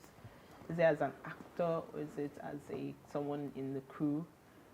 Obviously, if you're trying to be a producer, then it's up to you. Like, no one is really giving you the opportunity. But if you're as an actor, I would say maybe, yeah. Especially in Abuja, when we don't have a lot of productions, and you really have to rely on getting the job. What about as a producer? As a producer, it's just about you and your strength. If you're able to get investors, you're able to. It's really about you and your own abilities, unlike all the others where you have to be hired. All right, so this is a question that we generally ask almost everybody when it comes to entertainment in Nigeria. There's this general belief that for you to actually do well in the entertainment industry in Nigeria, most especially for an area like Nollywood, that you have to be based in a particular part of the country, a particular state in the country, the Southwest, in Lagos. Let me just say that. That you have to be in Lagos to actually make it. Do you subscribe to that? No, I don't. I live in Abuja. I filmed in Abuja, and throughout this journey, everyone has said, "Oh, you should move to Lagos. You should move to Lagos," because that's the first thing that they think, like entertainment, Lagos. But they don't really think, "Oh, your job doesn't really require you to, be there full time," because if you can film somewhere else, there's so many things. I think you need Lagos because at the end of the day, they're the ones, they have the population of people who are interested in what you have to put out. And they're the ones that, not just, like, there's a culture there for that. So you need to definitely go market there and release whatever there. But you don't have to live there. You can just do your job wherever else and then go market there and go. Okay, so what do you think the future of filmmaking will be like in Nigeria, in Nollywood, let's say in the next 5 years? In the next 5 years? I think there will be more international shows. Like, there will be, like... Collaborations, right? Yeah, and collaborations. But, like, I think, because it's one thing to make a film as a Nigerian and Nigerians watching. It's another thing for you to make it and the whole world is interested in watching it. It means that you've gotten an interesting story and you've told it in a way that pulls everyone in. Everyone around the world can relate to it, and you've met a certain standard, like quality in terms of production. So I think that we're headed that way. So, do you think there's there are enough movie producers like yourself, like young movie producers like yourself, producers, directors in the industry, and do you think it's a good thing to have people going into things like this? I haven't looked into this before, if they're young producers or not, but I would just guess and say there aren't, because I think people look at the job as being, too big or too high up there, and a lot of people don't trust their own abilities. So, yeah, being a producer is, I didn't trust or not trust my abilities. I just found myself there, and I realized you have to do this, but there's so many things I didn't trust myself to do, and I ended up having to do, and then I realized, oh, okay, I can do this. So if more people would just trust themselves and actually have the ambition to be a producer, they should just go into it immediately. You don't have to, and then learn from there. You don't have to necessarily work your way up from being a production assistant to all these things. I think there are many other ways to learn the job. Okay, well, the title of your movie is Ben from Downstairs. Now, earlier you complained about, some things being a mistake, like getting people from different places you didn't know and all that. But now that it's done, what are you most proud of about the movie? I am most proud of the fact that there's a movie, because what I had in mind, my vision for the story I wanted to tell, and what it is now are not the same. So I fought for this film to be made, to finally finish. I've heard other people's first-time stories of how the money finished and they couldn't finish the production and all these things, but at least I was able to finish. So I'm proud that I was able to finish this film at the end of the day, and it might not be perfect, but at least it's something that you can watch and gain from. And are you working on something already? I'm working on some scripts. Okay. Yeah. Script writer. Okay. All right. So so now let's look at your movie. Okay. Generally, it's a nationwide release that you did yesterday. Yes. How many cinemas? 33 cinemas. Okay, and it's going to play for how long? I hope that it will play for at least a month. That's every day? Yeah, every day. Okay. All right, so how difficult was it getting, even though you did say you work with a distributor, but how difficult was it for you to actually arrange for your movie to have to be in those cinemas? And do you even think we have enough cinemas to promote movies and make money? Do we have enough? I mean, the number that we have now, I think it's not enough, but you can still make money. Like, I think in my state, I found out that we have a cinema. We didn't have before, but now we do. So I imagine that there's a cinema in every state now, at least one. Yeah. So, and you have to also remember that in Nigeria we don't have a movie culture. Like, it's not all the states that really care about this thing that much. Some people won't go to the cinema to see a film. So you have to weigh that against having the number of cinemas available. If the cinemas are there, people don't go, you're still not making money. But for movie makers, I mean, like, the more cinemas we have, the better for everybody, because I believe that's where the money is, right? In cinema? Yeah. I don't know if that's where the money is. I know that the cinemas, like, the percentages kind of are not in your favor as a producer. So how do you make money? You make money is just a lower percentage than the cinema. Yeah, I understand. But so if having your movies playing in the cinema are not the main way, it's not the main way for you to make money, then how do you make money on your movie as a producer? You just have to, distribute it to other platforms as well. So there's cinema, there's video on demand, and there's, there's like airline. There are different deals you can. there are different places you can take your film to that they'll be interested in licensing or even buying. You never know. Because I was actually under the impression that the money is in the cinema. Yeah. When you hear like the box office numbers, exactly, it sounds like the producer takes this home, but no, it's mostly the cinema that takes it home. So as a producer, it's that first weekend, that opening weekend, that is your best. That's where you would make the most money, because the percentages, they're higher for you that weekend, and then it goes down as the longer it stays in the cinema. Do you think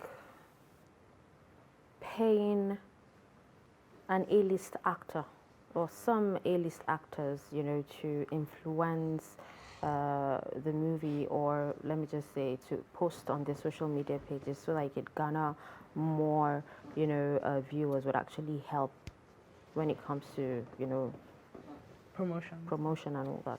Yes, it will help, because these celebrities have a large following in millions, and they have the influence as well.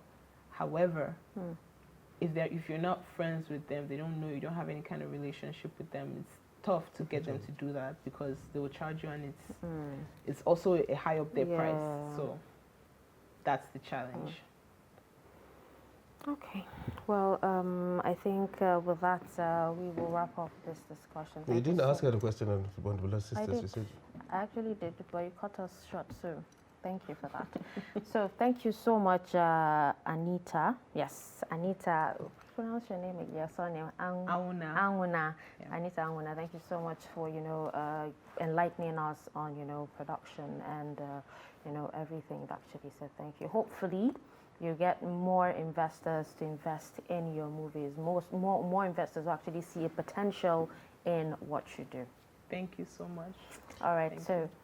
With that, we'll take a quick break, and when we come back, we'll have more discussions.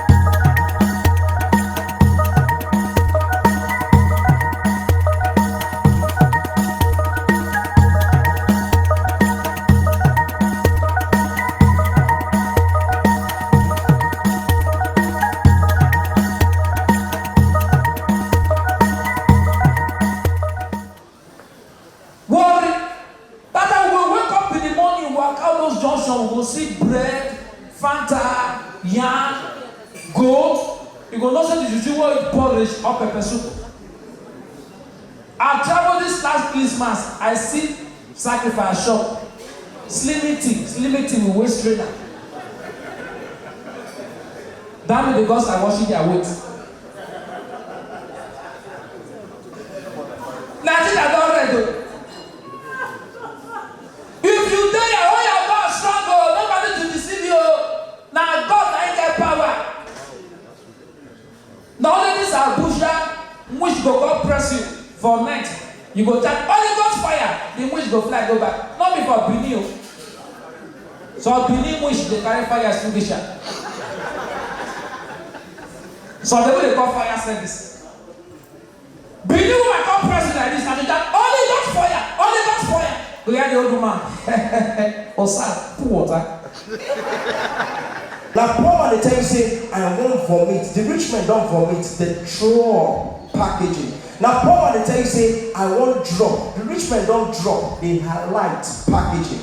And if you know you are here, you used to mess in public. Package your mess. How? As you mess for public, you are saying, pam, pam, pam. Somebody said, Professor, your mother is a woman. Am I right? Sir, do I know you before? Have I met you? Do I have your number? Somebody say, Professor. Sir, can I talk to you? Can I talk to you? I'm seeing PS all over you. Do you have PS? I'm seeing PS in your face. Do you have PS? How did I know? Can I talk to you? Can I talk to you? Somebody is showing you money. I'm seeing owing. And when you were growing up, you said you want to buy a comedian and a car. Am I right? I'm the comedian. I don't know that. Now only for worry, you will see where they do offering collection. Now only worry, you go enter church, see where person do offering collection. A friend of mine enter worry, pay offering collection. You know the same pastor the watcher. The second Sunday, he pay offering collection, pastor the watcher. The third Sunday, he don't pay offering as a one carry you, that pastor the owner. There is your offering. Now you say now the pastor one drop last Sunday, I will carry you this Sunday. How possible it is? Now only worry, you will see them disabled, they are not stable. Things don't change. You want to give me money? You want to give me money? They get away with the shakes. I know they collect money for public, but if you don't worry about it. Hey! She's a cameraman. She's a cameraman. She's a all the way around. It's in the face. She's a cameraman. She's a cameraman. She's a all the way around. It's in the face. What's up? You don't do what for me. I don't do what for you. Anywhere I go, she said she want for me. I love you and I have. You say, yes. Hey, anywhere I go, she for you.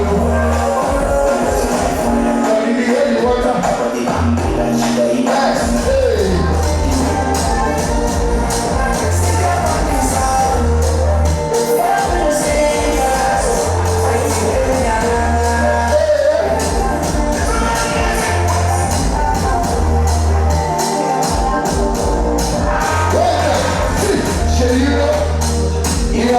Nobody can break your faith.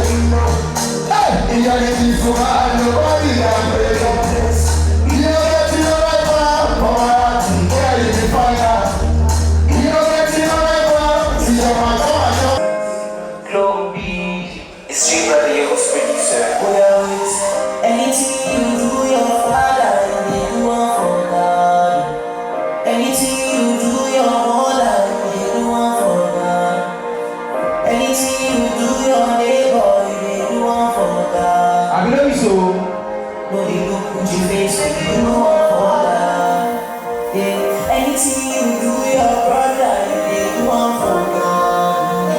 Anything you do, your sister, you do one for God.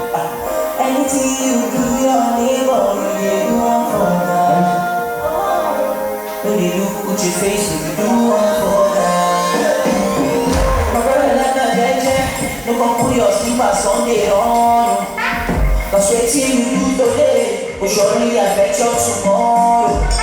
If you say you love me, then I believe. Then you never let me go when you see. This no be time for hide and seek. Come let me face reality. No, I never ask you don't understand. Hey, that's all it's supposed to be. Do me wrong, I will do you right. Oh, now waiting my back to preach.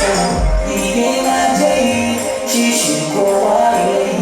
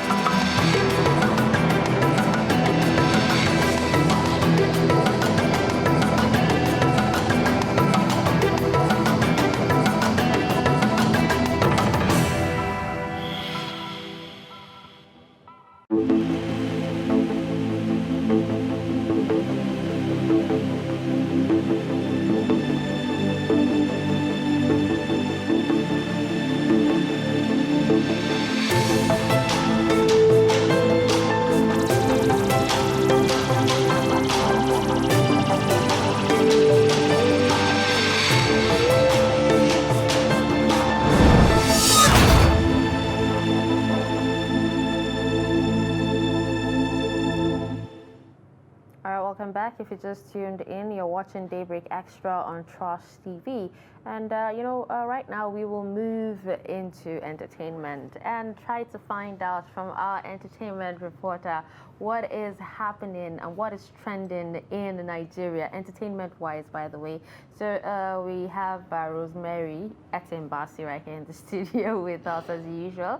Good morning and thank you so much for joining us. Good morning, Dashan. Morning, Ibrahim. Did you miss me? I didn't miss you.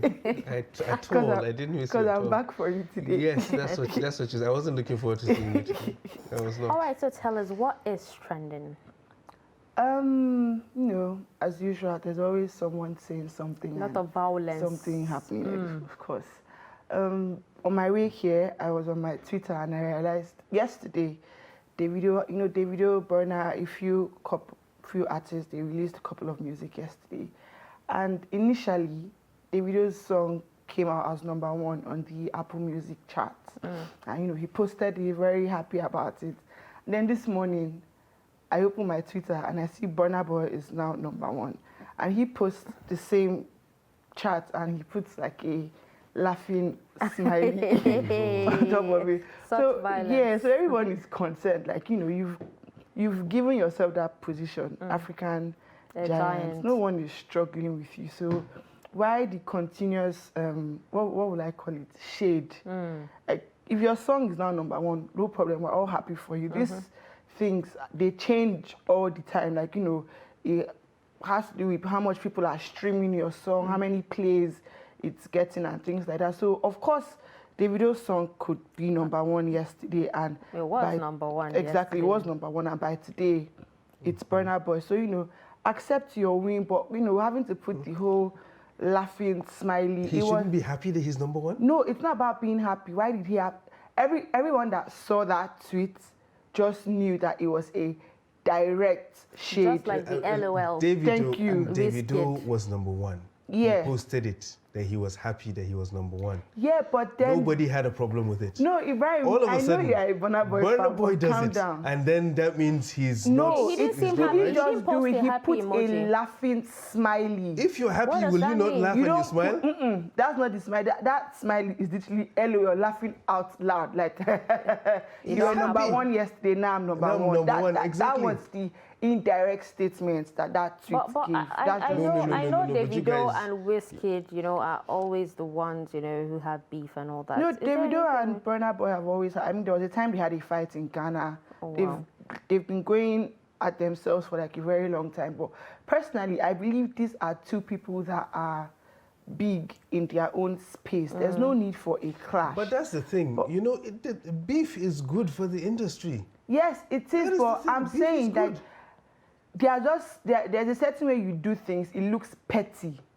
What Burna Boy did looked petty. Do you want them to now, start what shooting if- each other okay, before so- you so- before so, the that's beef very is important. correct? Rosemary, Exactly. Now, if now that Burna Boy is topping the chart, what if by tomorrow Davido goes back to being #1, or even Wizkid, and then Exactly. writes And the then- LOL? Then at that time, he can do the LOL or put his smiley if he does emojis. the LOL, Yeah. what would you mean of that? What would you take He's out of happy that he's #1. Simple. No, Ibrahim, don't you look at things with two different meanings, or you just try to It's not black and deceive white. He is yourself and happy pick one? that he's When Davido put it, who was he shading when he said he was #1? He didn't shade anybody. He just said, like, I'm thankful. But then Burna Boy posted it the next I'm day, happy. #1. He didn't write, I'm happy. He puts a smiley emoji, He did not put smile, he put a laughing emoji. which There's a means he was difference. extremely happy. Are you being serious? Extremely happy. Ibrahim, I'm That coming was for you. extremely Since happy. you decided to pick violence this Another morning, story, I'm ready for you. in Burna Boy's voice. Another story, Well, once more, polygamy has rocked our industry again. Hope it's not Mercy Aigbe. It's how Agbeke Diona, she has, over the week, the first wife, came out to say that she doesn't want Mercy taking pictures and videos in the house that, she put in her hard work and her effort and things like that. And the husband came out to say, oh, you built the house, I built the house, you added furniture, which I even returned some of the money back to you.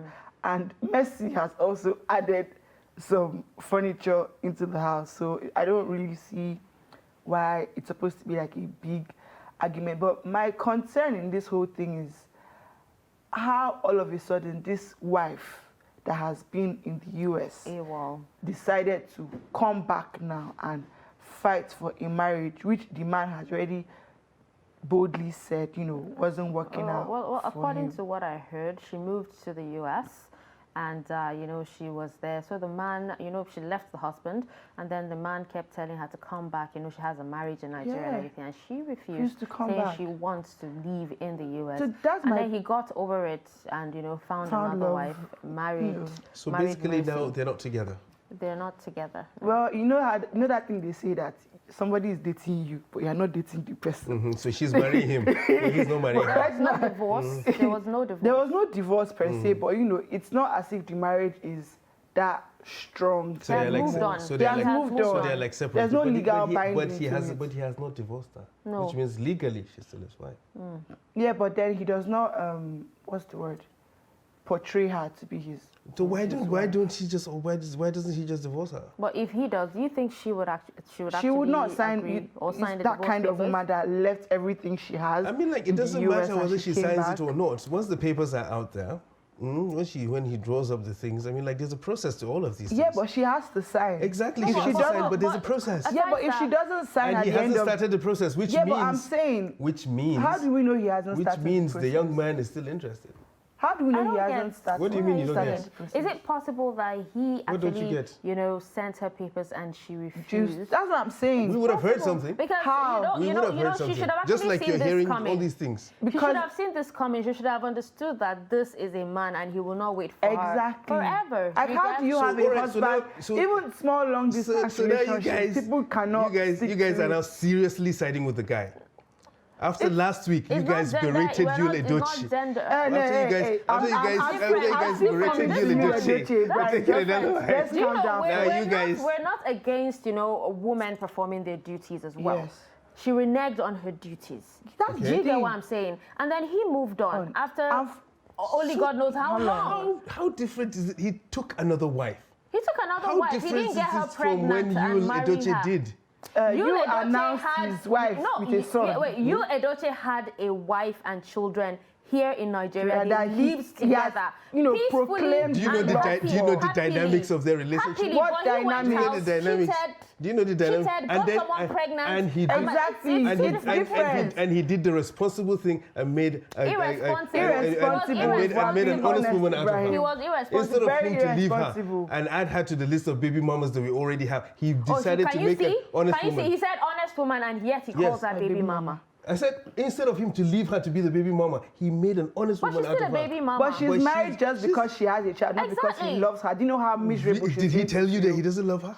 He doesn't. Did he tell you He guys? doesn't love her. Why are you guys forming opinions now? It's not about forming opinions. Of course it's Ibrahim, forming opinions. We in know this these thing, things. you This guy just didn't come know. out and If say, he I don't love this woman, Ibrahim, but I'm if marrying he her loved because... the woman, he would have said, I'm divorcing my wife. That's love. No, that doesn't... If he no. loves her, doesn't mean he doesn't love his wife. Is that how it Oh, works? so you're saying it's possible to love two women at a time? Why shouldn't it be possible? Why shouldn't it be possible Ibrahim, for him to love two women at the same time? What are you Ibrahim, yeah, suspecting? suspecting What are you what? suspecting? I just Yeah, want you guys to be fair.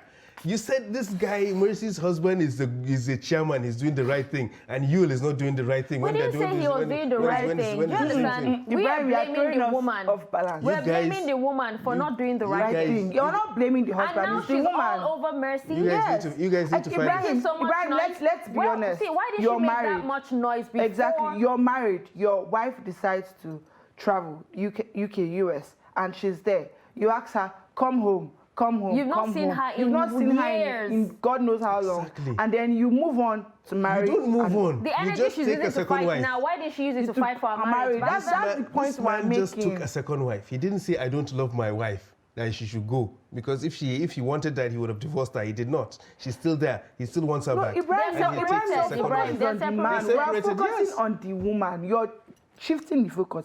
What me and Husseina are saying is that you don't remove yourself from a situation for so long, and then all of a sudden, wants to when you come feel back. like there's trouble, it she wants to come doesn't back. work like that, She Ibrahim. wants to come back. It doesn't work like And he that. loves her, and he loves his wife.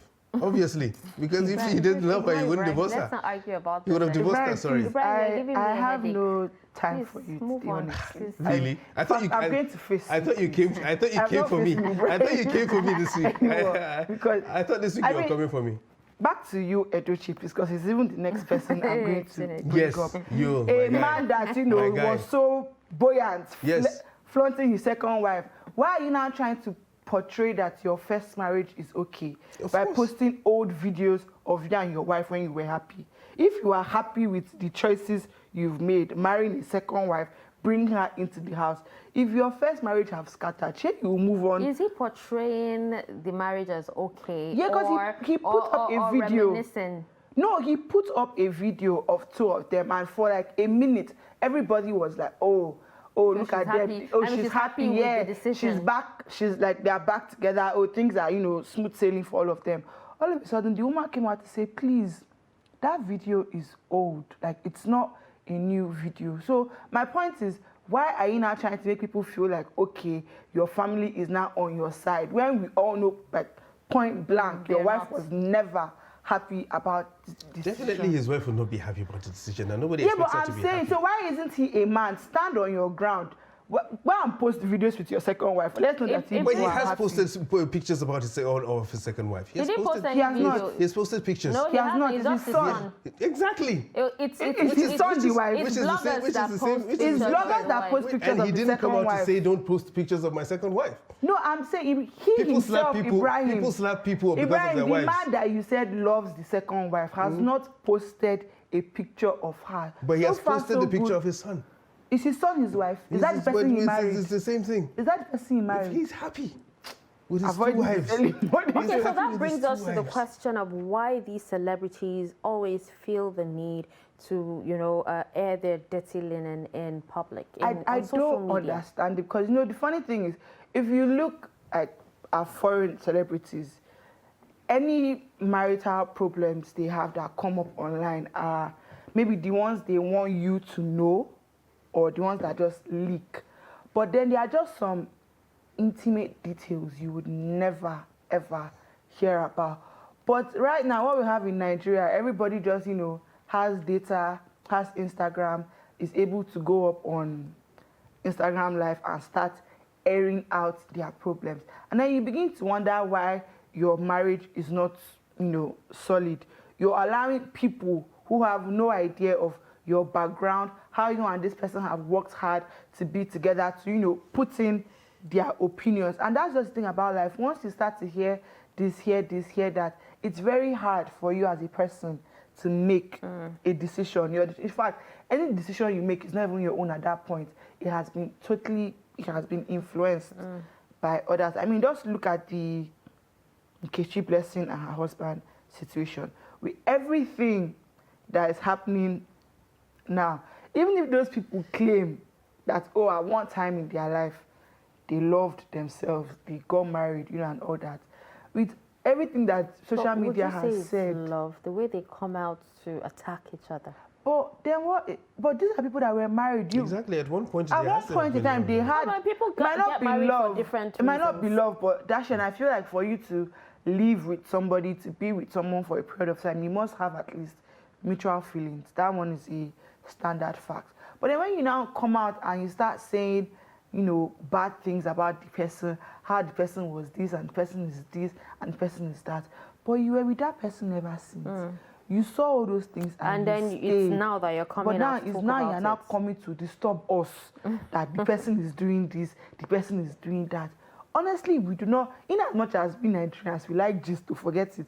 There are just some things you shouldn't come out to say about somebody. Sometimes when you've been these with. things happen, it's possible that they still love each other so very much, but they do not know how to handle being Dasha, separate I don't think, or separated yeah, or but being away from each other. Yes, but I don't think you do or you say hurtful things about somebody you claim to love.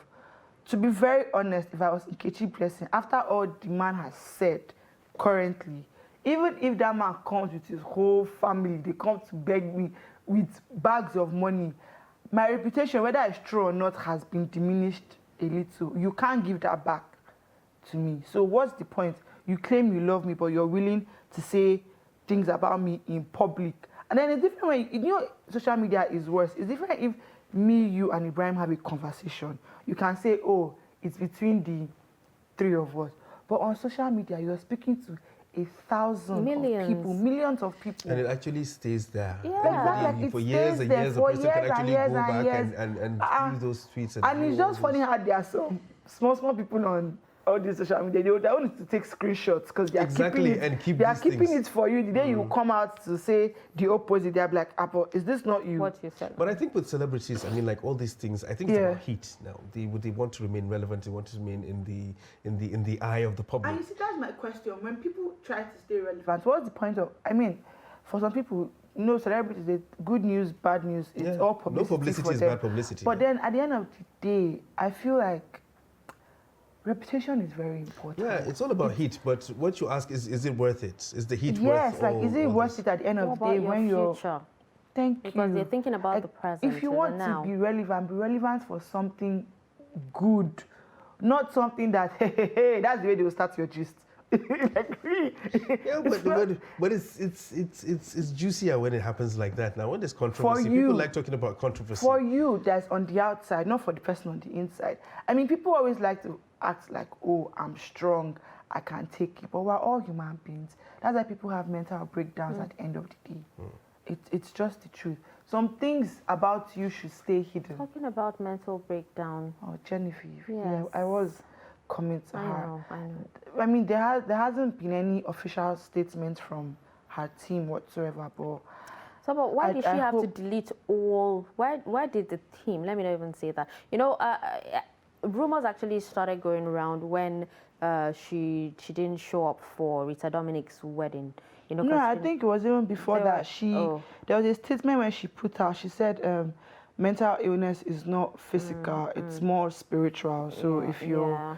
ever feel like you're going through depression or that But stuff, people started asking questions when they didn't see See her her. for Rita You know, Dominic, so where it is can- Genevieve? You know, So she this is her actually talked friend. about the mental illness. And Yeah, she she said put it that was, on- What she she said put was that- spiritual. no, not about her. She just put Yeah, well, like she a was general. General said it, now. and she said it was spiritual. So now it's safe to assume that it could be her village people. Yeah, but no one has come out to say that it's a rumor. That she's mentally. But you know, unstable. Yeah, but then there was the now a Genevieve video of that- her like an old painting. video. I don't. Is It it looks old? like an old video, but then people who know Genevieve know that, you know, you come out and say something about her, she doesn't just immediately react to it. Genevieve you is know? one of. Do you get? But Genevieve is immediately like people started the. talking about her being, you know, mentally ill and held up at a mental institution. She posted that video to Her deny team posted the video. it's still her her to team. deny the rumors. Did she like make a statement? No, she Nothing, hasn't. just posted it. It was just a video of her painting somewhere off. Oh, really? Yeah. No, So they she hasn't- they so- also paint in mental institutions, don't they? Like it's a way to you know, To cope with to cope with the illness. Yes. they Yeah, do. but personally, I've always Genevieve is. I always tell people that Genevieve is the. I see her like the whiskey of Nollywood. Like she's Nollywood. the one that she doesn't talk. You can say bad things about Genevieve from Exactly, today till the end of this year. She would never come out to say pimp. That's why that video. And she's an amazing actor. Yes. Yeah, that's why that video actually That video is, you know, made is people very believe. suspicious Yes, because I don't exactly. believe Genevieve is in a mental institution. You don't believe she is? I don't you don't believe so. So where did rumors come from? Okay, but why did she have to delete her pictures? Even if you're there, why not leave it? People do that on Instagram. It's not. It's yeah, not they do that new. and they start all over. Yeah, So- like it's. I don't see why So people you would don't want believe to you don't link. believe the rumors. You believe she's fine. Yeah, I believe You she's don't believe fine. the rumors as well. You think she's okay. No, I don't think she's okay. You think she's I mean, crazy? because somebody even what's it called? Somebody mentioned Uche Jumbo, and they're like, "Have you guys all like gone to check in on Genevieve?" And she was like, "That's the people's problem for believing everything you read and see on social media." So that makes you believe that she's fine. I don't think Genevieve would be sick. That sick. No, and but the thing is, they just said The she's going through a Nollywood mental thing people. now. They just Who said she's going to. She said? could be. But do you know she the could just funny be thing depressed. is, according, Who said? I'm not according like to, absolutely according to bonkers. some sources, Some you know, anonymous sources. of Yeah, course. anonymous Yes. sources that, you know, there's a lot of drugs involved over the years and all that. So it might be, you know, one of the reasons. So she's and saying pressure. they're saying she's like bonkers. I don't think so. Not, She's not, too not, totally irredeemable. Yeah, Really? But you don't believe that? I don't. Okay. Do you believe? I've always felt like I haven't I've heard the always felt rumors. like I'm just hearing the rumors from you guys I right always now. felt Why are you like Genevieve asking? is Well, like literally woman of steel. Like that's the way I've seen her. Let's give it time, right? Let's give Yeah, it time. let's give it time. Yeah, well, we do hope. We pray she's okay. Yes, We hope yes, that I she do is hope actually she's okay very because she is an amazing actor. Mm-hmm. Really, a really She amazing. is, like, but she hasn't acted in a really long time. Yeah, but still, And that the last doesn't thing she did was And that Naomi Campbell, her Lionheart. bestie, her new bestie, hasn't said anything. Like that's what I'm saying. Like there are people that love Genevieve. If Genevieve was truly ill, you would hear they would like protect her. the gist would not be this They subtle. would protect her. They would. They do would everything to protect her, but that's her. not saying the Maybe they're gist just would trying not to be this respect your subtle. privacy. Exactly, at this protecting particular her. point They in would time. protect her. If it were, God forbid, but if it were you, I would do everything it takes to protect you as well. Yeah, but at the That's end my of the friend. day, I'm not your friend. I will protect you. So I can't put my life in two of your I'll hands. protect you. Come on, Rosemary. No. We're practically one step away from being besties. You and I, we're one step away from being besties. Make it two. We're two steps One and a away half. from. No, but just imagine what happened to Adeswa. She was pregnant. Who knew? Did you know she was pregnant? Who But there knew? were rumors A lot now. of people did not know. That's just like That's there are rumors rumors. about Genevieve now. Exactly. Yeah, So, but I don't want to leave Genevieve sick. all right, well, whatever the case is, we'll know and find out with time, okay? Mm-hmm. All right, thank you so much, Rosemary Bassi, for joining us with trending issues on Daybreak Extra today. Until next week. Hopefully, if I come, Ibrahim is getting No, on. it's My you new know best- my Ibrahim. new- my new best- my new best friend. My new best friend. In fact, I'm just hoping that you do something again this week because he said he's ready to share his side of the He's going story. to add another one. He's going to add When he another shares one. the side of his story, Yeah. I'm He's coming adding for another you. wife. Yeah. He's taking on number 3 all now. right. So we'll be back after the break. Stick around.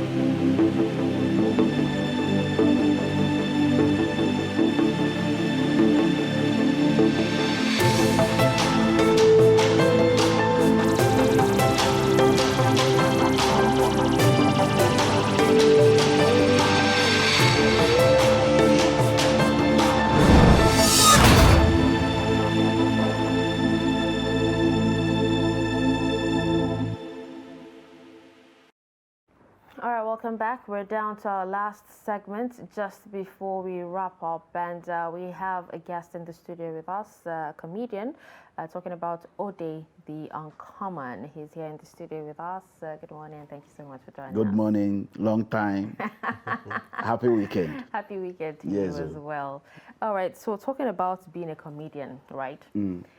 It's very important for people to, you know, vibe with you and, you know, find what you say funny. But in your case, just looking at you makes people laugh. So would you actually say it is part of your act? The key way in Mama they say charcoal, need to wear white and white. Is an inborn thing that you need to learn and nurture, polish, also learn from other people. If me and my dad was sitting talking, my dad they talk, you go laugh tire. But they didn't see it in him that it's a comedy. But to me, it's a comedy because it's an inborn thing. One, you have talent. You need to work on the talent. When working on the talent, you need to do research on the talent. You need to also do a lot of homework, watch other comedians, so that when you face your client, let me say this Brosnan are my client. The moment he see me, you go just laugh. He knows. He no need to know say I'm a comedian. As I talk, he go know say it's in me. Gone are those days when comedy started, you dress very funny before they know that you're a comedian. No. We have passed that level. Today, comedians put on suit, dress well. If you go to weddings today, you see a lot of comedians emceeing wedding, well suited, where now when we talk, you know, so this guy, language is different from other people. So for how long have you been doing this? This 12 years. Okay. So how's the journey been? The journey is very, very rough, but you know, life is a process. You cannot rush into it. Being an achiever, you must pass through a process. If you try to rush, you crush. Because being a great man, it takes longer process. You need to learn from the trade. Ali Baba was once in Abuja trekking from Gwagwalada to Bega. AY served Ali Baba as PA. So I've learned a lot on the process, but I'm still growing. 12 years is still counting. There are people 25 years, 30 years in the industry. So if you ask me, I won't say that it's a good journey, but it's rough, but at least it's getting better day by day, because not be one day, now I am they done. And not be one day, now forest, they get plenty tree. So now just process.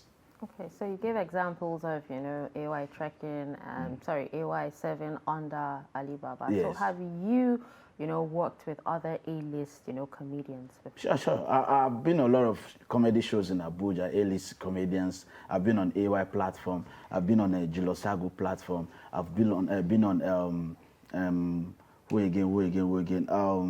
The younger ones are just coming up before them, AY, Buchi and the rest. If you ask me, all those platforms expose us to learn more. Now, if you're a comedian, definitely you have it in mind that you must organize the show. Organizing the show is not for you to make profit. It's for you to keep your brand growing. That's why you see AY every day, every year AY is doing show. He may do show in Lagos, do show in Port Harcourt, do show in Abuja, because he has that strength, because it's already a brand. You go to US, you do a show. It's to keep the brand going. So all those platforms also encourage the younger ones to come on board to perform. So if you say you must serve someone, if you not serve, you cannot be a master. Like me, if they call Abuja now, Mr. Ode will be Ode boss. They'll say Ambassador Wahala, because I learned from his own trade, how he do things. I learned from the good and the bad. I also learned from this person. It's not only one person I serve, but today we're all moving forward because we know that someday we'll be a bigger brand and better brand. So what's the biggest challenge facing you as a comedian right now, most especially in Abuja? Wow, the biggest challenge is sponsor. Biggest challenge is the environment to have good shows, environment to see some companies come to sponsor your ideas. And you know, you must have that niche for yourself, that when they call your name, the sponsor will say, oh, I've listened to this guy, I've seen it somewhere. And that will not really help your brand, because if you dey everywhere, you know get value.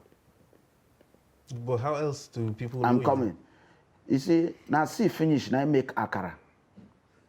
No dey for snacks or chops. If you go occasion today, check what akara is. Akara no dey inside. Because you want to perform. People need to know you.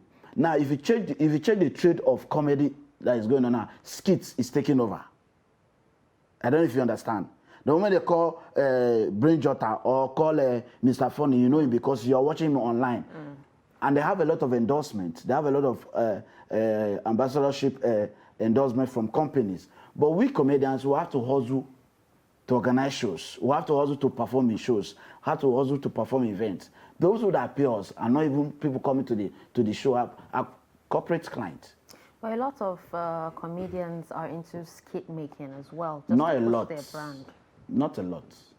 I disagree with you. Okay, For so my but don't you think experience. it's a smart move to actually Like me, last time when I came in, I was not doing skits. My sister, now they wear skits. I don't like Scotland man.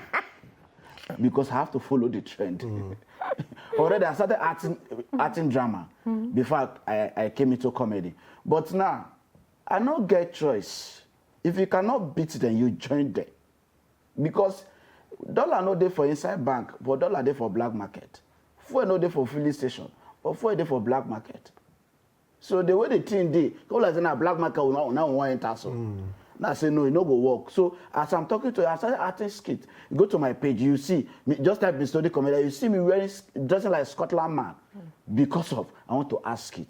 So in all of those things, you have to work for such thing to happen. One of the major challenges again is the environment that, oh, you're coming to perform here. The next thing, another client will bid for another comedian. And they'll turn you down and say, we don't know you. And then you have to build the brand. Two of you are waiting for me to come and perform your event. As I'm talking to you, as she's holding that iPad, she just dey Google me. And me, I just stand and talk. You just do the Google me. At the end of the day, you didn't say anything about me. Means I don't have online presence. They'll do away with me. That's what is going on. You know, your guest says something. When people were discussing about internet, blah blah blah, there's a lot of things on internet, whether good or bad. But the good part of it, that is what I'm learning from. The bad part of it is controversy, and there's no entertainer with controversy. You must have controversy. That is compulsory. But is it giving you good name or is it giving you a bad name? You choose. Because then they rush, eat hot yam. We go hot you. So it's true. How is the comedic scene in Abuja? How competitive is it? Very competitive, very, very, because there are new guys coming to the system. When we talk about Onome Descent, Ambassador Wahala, Fred Bride of those days, youngest old man of those days, is set by set. Now those ones are fading out already, are the big boys in the market, in Abuja market. When it comes to the younger generation, now we're talking of people like us, and then there are other guys coming. If you no prepare, keep. The way they go take push you like Okada. The way they go take move you come out from market, because those guys they come with different style. Like 2 or 3 years ago, the stalker was somewhere watching the system. The next thing hit the market, he changed the pattern. If you watch the stalker, you don't need to give you a long story before you start to laugh. You go hit you pa pa pa pa. When he give you twa twa twa twa, you go say, oh boy, this story when they talk like this, you not go work again. Oh, you go and change the pattern because different style are coming into the comedy industry. The one that is shouting is shouting. The one that is cracking is cracking. The one that is dealing on intelligent material is step by step. But would you actually say that Nigerians appreciate comedy as much as they did before? Because we talked about a lot of new guys coming into the scene and all that. Do you think these new guys actually coming in? Do you think there's a demand for them? Yes. Hey, my sister, you know they rush pure water for hold up. That's what they think. When you funny, you don't funny. And it's just few. You can see like 10 guys that are coming to the industry. Let me talk of the Abuja market. You see like 10 of them that are just coming, appear from nowhere. And you see that among those 10, 3 is catching fire. Among those 3, you see them that are doing well. All the events, all the comedy shows, they'll be on it back to back. You know, when you have a client that believes in your craft, when you have a client that believes that it's only Ode that can give me what I want, it's only this person that can give me what I want. I love his style, he's calm, he doesn't tell you some dirty things or yab my audience. No. You still maintain that status with your event. But when it comes to the comedy scene, they'll say that, oh, these younger ones are taking over. And it will be an arrival to you because time will call, they will not call you for event again. They will not call you for show again, they call you for event. Because they say that you have passed that level. There was a time for like 3 to 4 years, I start comedy show. And the people that start comedy show, you don't play with them. They're like strikers. Because when they pick up the show, they keep the tempo. And the other people will come on it. But on the process, everything is going down. It's going down. And then the time will come, you'll be the one to end the show. And then there are people in the middle. There are people that start, there are people that end the show. So if you ask me, comedy has been on demand. Like this morning, I went to bed around 4 or 5 this morning. I was doing a research about comedy. Comedy has been existing right from before the democracy. But you only came to limelight when Alibaba took it as a business. Took it upon and said that, let me use this thing to create other platform, create food on the table for the younger generation that is coming. And today, comedy, there is no event, my sister, from now till Monday next week, there is no event that you will not see a comedian.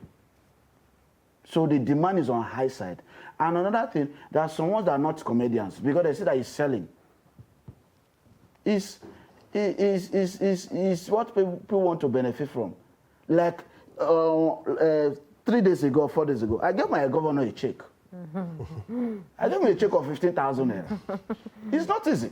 It's not. It's not easy. It's not. I gave him a check of 15,000 naira. Who has done that? What God cannot do does not exist. But God has done this. I gave him a check. After I gave him the check, he brought the check. He collected the check.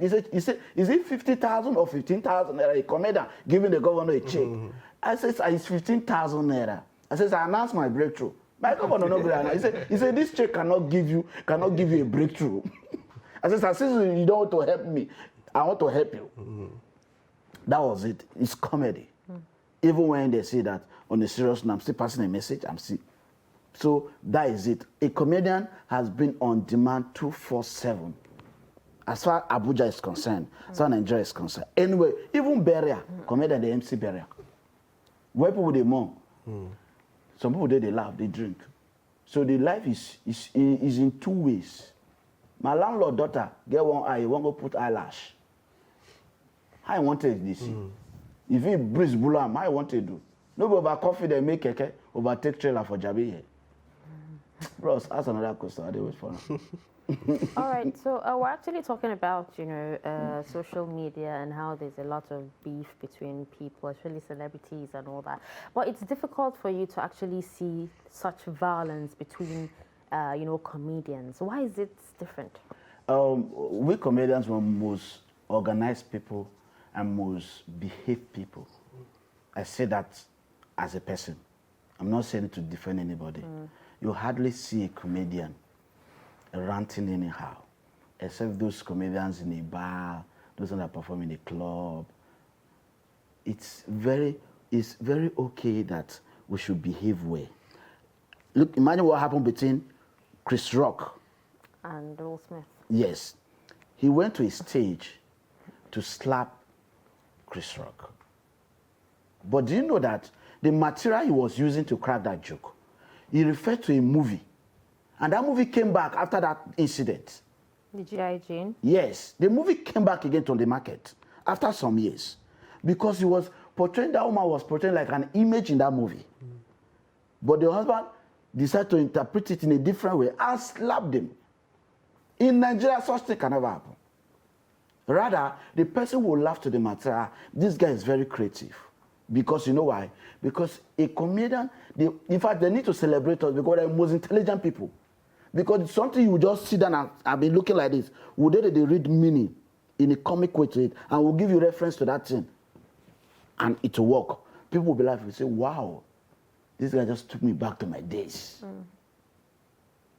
Those people where they claim say they're intelligent, like when I wear glass, those days for class. Now we wear glasses down for front, say, I have a brighter future, you wear glass. No, today they do presentation for here, you wear glass. Now some of them are like, they don't wear any glass, no, they're intelligent. Just say they get eye problem, we don't know that time. You know they see board. We know they see. So if you ask me, you can never see anything controversy. The only controversy I know that occurred was between Gordons and Helen Paul in a show in Port Harcourt. But today, all of them they're playing the same show. Everybody is doing well, and I say as comedians you think of. For we don't need all those things because it will not help our brand, it will not help our clients start to exchange words. No, and bros, we're building a society that other people will come to learn from. And if you see a comedian, you see a comedian look very calm and very gentle because he know that the audience is going to face are more intelligent than him. So he has to keep thinking. I cannot go to the show and start shouting. Ask your camera people that go to the show. You see us now very quiet because we are thinking. You need to think. Because the next person that is playing before you has set his material that when he raises ovation, you come to top it. You will not come and drop it. So that is it. So we talked about shows earlier. Yes. So have you had your own show?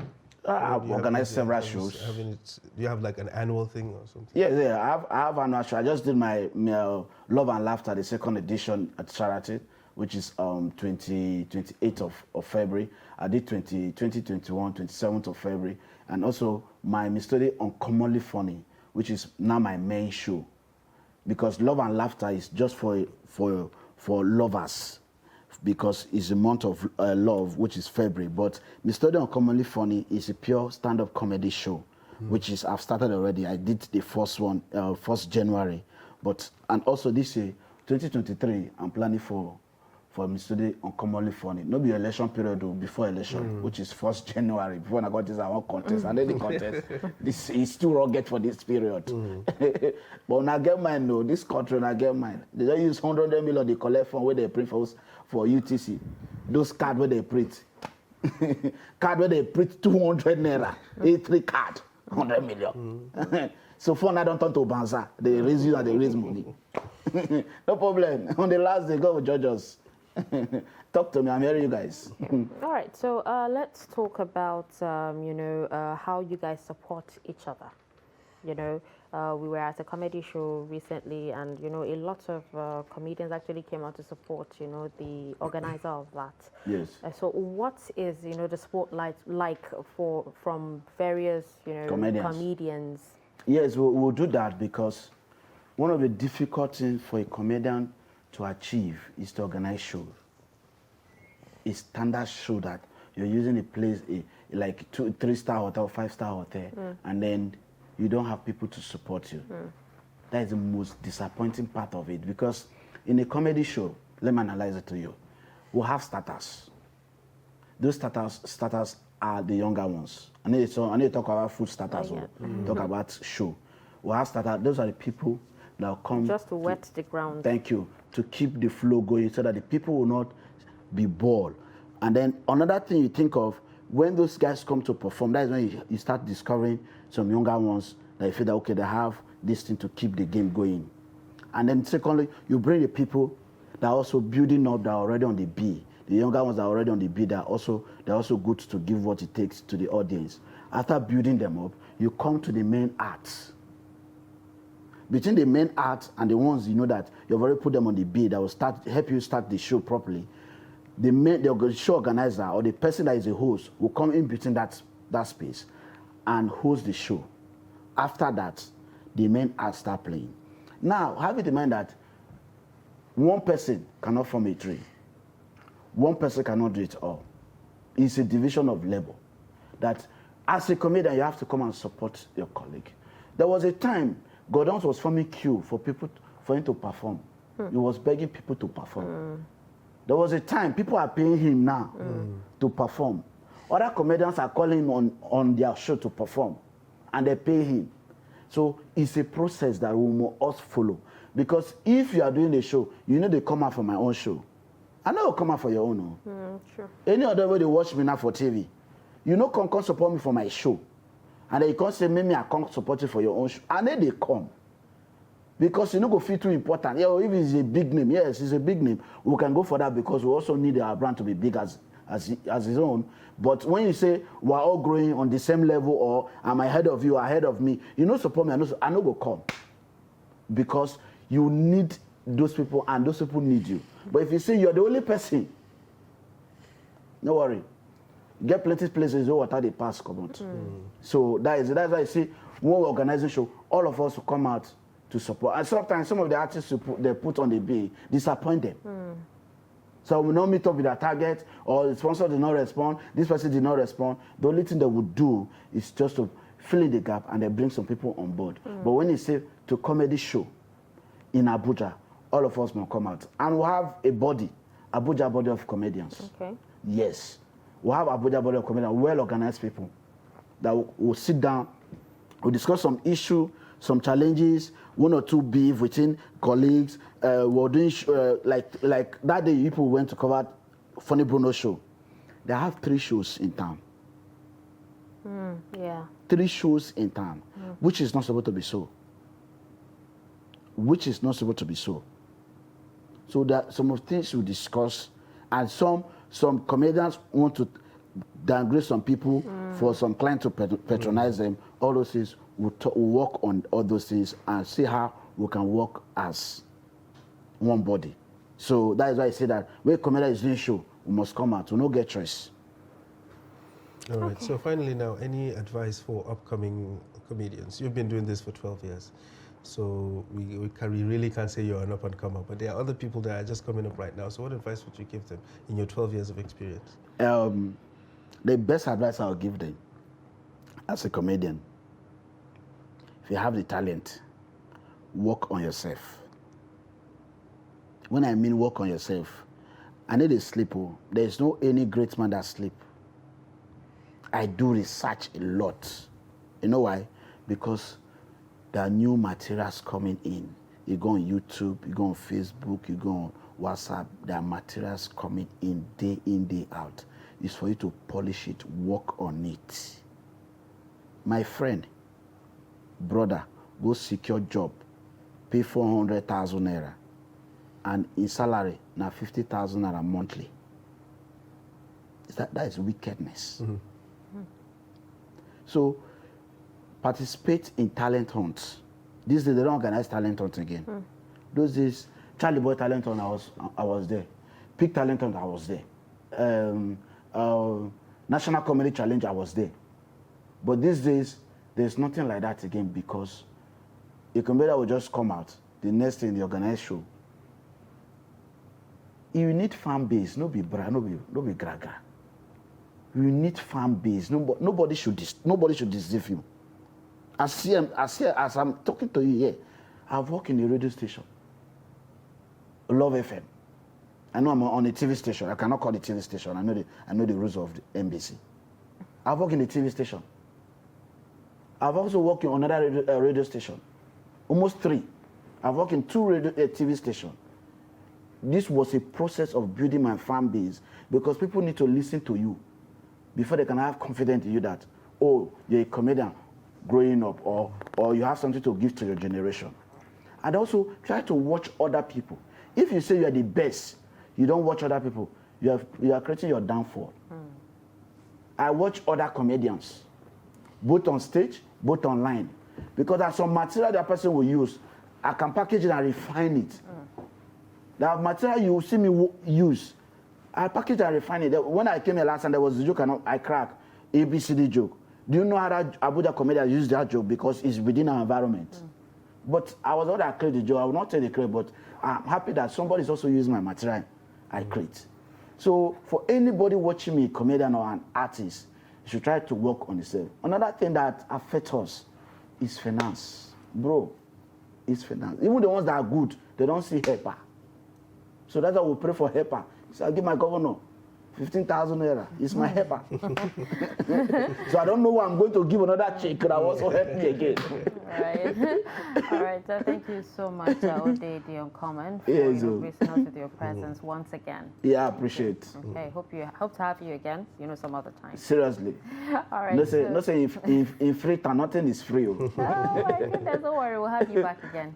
Thank you, I really appreciate for having you. Thank you for Daily Trust for this platform, also creating the room for people to listen to me. I really appreciate it. Thank you, Daily Trust TV. All right, thank you so much for tuning in on the show with us. We will be drawing the curtains on Daybreak Extra. We'll be back again next week, Saturday, same time, same station. I'm Darshan Hussaina Usman. And I am Ibrahim Yusuf. Let's do this all again next week. Thanks for watching.